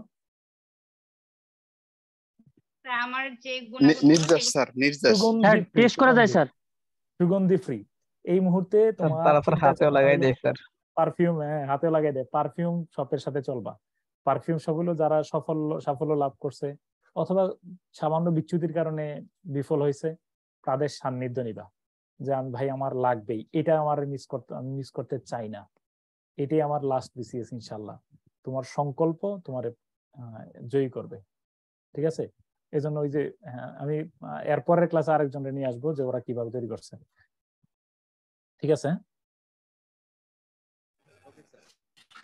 ইনশাল্লাহ। তাহলে এই প্যাসেজটা ইয়ে করো। ও ধরো আরেকটা ওই যে তোমার আর্গুমেন্ট রাইটিংও দিয়ে দেবো আগামী ক্লাসে, দেখি আর্গুমেন্ট রাইটিংটা আগে দিয়ে দেবো তোমাদেরকে, এটা মুখস্থ করে নিও। স্যার ওয়ার্ড মিনিং এর উপরে কথা ছিল স্যার। ওয়ার্ড মিনিং স্যার কি স্যার এক ওয়ার্ডে লিখবো নাকি স্যার একটু ব্রড করে লিখবো? মনে রাখবা একটা শব্দের অর্থ যদি একটা শব্দে পাওয়া যায় তাহলে সেটা ফার্স্ট প্রায়োরিটিতে লিখবা, আর যদি ইলাবোরেটলি একটা শব্দে পাওয়া না যায় তাহলে ইলাবোরেটলি লিখবা। ফার্স্ট প্রায়োরিটি থাকবে আমার কি বলো ও এক শব্দেই। আর স্যার পেজের মানে পার্সপেক্টিভ লিখবো নাকি স্যার মানে যেটা জানি ওইটা মানে লিখবো, পেজের ধরন অনুযায়ী লিখবো? যেমন স্যার আসছে স্যার ওই যে 44 আছে প্রিডেটর বলে অ্যাকর্ডিং টু, এটা স্পষ্ট, তুমি নিজের মতো করে অর্থ লিখতে পারবে না। এখানে যদি লেখা থাকে কন্টেক্সচুয়াল মিনিং, এয়ার শব্দের অর্থ কি বলে? এয়ার শব্দের অর্থ বাতাস। আবার যদি বলি এয়ার ফোর্স তাহলে এখানে এয়ার অর্থ কি বলো? বিমান, তাই না? Bangla BTV will air special programme, তাহলে এয়ার মানে টেলিকাস্ট। বলো এসএডব্লিউ মানে কি বলো তো? শত দেখা করাত, তাহলে ইয়ে অনুযায়ী, তাই না? কনটেক্সট অনুযায়ী। ওকে, আল্লাহ হাফেজ। হ্যাঁ, আসসালামু আলাইকুম। স্যার এটা আমাদের ভিতরে যে যারা হচ্ছে 45 মানে ফার্স্ট দিচ্ছে আর কি, তো আমার কাছে মনে হচ্ছে কোনো খাপছাড়া এটা কি সবার ক্ষেত্রে হচ্ছে কিনা এরকম? সবার সাথে, আরে সবসময় পরীক্ষা দেওয়ার আগের দিনে তোমার কাছে খাপছাড়া মনে হবে, তবে একটা পড়লে আরেকটা থেকে যাচ্ছে। আমি তোমাদেরকে এখন তাদেরকে আমার কাছে মনে হচ্ছে স্যার একেবারে হতাশা অবস্থা। আমি তোমার বলে রাখি, ফার্স্ট বিসিএস এ ক্যাডার যারা হচ্ছে, আমি চেষ্টা করব তোমাদেরকে প্রায় সময় নিয়ে, এই যে জালাল ফার্স্ট বিসিএস এ ক্যাডার, এরপরে এটাতে তটিনীরে আনবো ফার্স্ট বিসিএস এ ক্যাডার, মৌমিতারে আনবো ফার্স্ট বিসিএস এ ক্যাডার। হ্যাঁ, ওকে, এরকম বেশ কয়েকজনের আমি উপস্থাপন করবো। ঠিক আছে স্যার, আমার তো মনে হচ্ছে আমার একদম ভঙ্গুর অবস্থা, আমি মনে হয় পাশই করতে পারবো না, এরকম মনে হচ্ছে মাঝে মাঝে। এটাই তোমার স্ট্রেংথ, এটাই তোমার স্ট্রেংথ। আমাদের যারা ক্লাস করতে থাকে তারা যদি কিভাবে কি প্রিপারেশন নিচ্ছে এটা নিয়ে একটা আইডিয়া শেয়ার করে সবাই মিলে। তোমরা মাঝে মধ্যে গ্রুপে লেখো, তোমরা মাঝে মধ্যে গ্রুপে কমেন্ট করো, গ্রুপে মেসেজ থ্রো করো, তারপরে সেটা নিচে তোমরা একটা পোস্ট করতে পারবো। হ্যাঁ, মানে আমাদের সমস্যা নিয়ে নো প্রবলেম, আমি অ্যাকসেপ্ট করে নেব, আমি তো আছি এর মধ্যে, সমস্যা নেই ইনশাআল্লাহ। আরএসএস গ্রুপে আরআরএস গ্রুপে যে কোনো একটা গ্রুপে দিও, দিলে দেখবে যে জমজমাট হয়ে গেছে। এই গ্রুপ বলো বা আরআরএস গ্রুপ বলো। হ্যাঁ, ওকে, তোমরা যারা দিবে আমি তোমাদেরকে অ্যাডমিনও বানাই দেবো, সমস্যা নেই। হ্যাঁ, ওকে। আর্গুমেন্টের কোনো নোট আছে কি স্যার? আর্গুমেন্টের নোট হ্যাঁ দিয়ে দেবো, আগামী ক্লাসের শুরুতেই দিয়ে দেবো। জি স্যার, ওইটা একটু স্যার আজ বা কালকের মধ্যে দিলে স্যার, আমার ব্যাংকে একটা পরীক্ষা ছিল তো, ব্যাংকে তো আর্গুমেন্ট আসছে। ঠিক আছে, ওকে, আল্লাহ হাফেজ, আসসালামু আলাইকুম। আর স্যার আমাদের নিয়ে একটু আলাদা একটা সেশন করেন না, যে আমাদের কিভাবে কি করা যায়, মানে এগুলো নিয়ে। স্যার বিশেষ করে নতুনরা স্যার আমরা না, তো শোনাই একদম বলে রাখি, রেগুলারই আমি তোমাদেরকে ক্লাসে তো শুরুতে কথা বলি, শেষে কথা বলি, আমি একটা মোটিভেশনের উপর রাখি, একটা গাইডলাইন দেওয়ার, শুধু যে পড়াচ্ছি এমনটা না। আমি কিন্তু আমাদের ভিতরে যদি একটা কথা বলার একটা সেশন হয় আর কি, যে আমরা যারা আছি ওরা মানে কিভাবে প্রবলেম ফেস করতেছে বা কি। আচ্ছা, আমি আগামী ক্লাসে জালাল রে দিয়ে বলাবো। জালাল প্রথম বিসিএস যেহেতু ক্যাডার তোমাদের জন্য একটা আস্থার কারণ হয়ে দাঁড়াবে। হ্যাঁ, জালালি কথা বলুক, তাহলে তুমি তোমার একজন পায়োনিয়ারকে পাইলা, তাই না? ঠিক আছে, এই কথা জালাল রে আমি বলবো, মানে ফার্স্ট বিসিএস টা কিভাবে সে ক্যাপচার করছে। তোমার চেয়ে বড় হতাশ ওরাই ছিল, ওদের এরকম হায়ুত আছে, কি রে কি হবে না হবে, শেষ হয় না কিচ্ছু খুব। হ্যাঁ, কিন্তু শেষ তো দৃঢ়তার সাথে লাইগা থাকলে যে হবে এটা নিশ্চিত থাকো, শুধু দৃঢ়তা থাকবে, সবকিছু ক্লোজ করে দৃঢ় থাকো ইনশাআল্লাহ। হ্যাঁ, আল্লাহ হাফেজ। আল্লাহ হাফেজ। আসসালামু আলাইকুম স্যার। ইনশাআল্লাহ।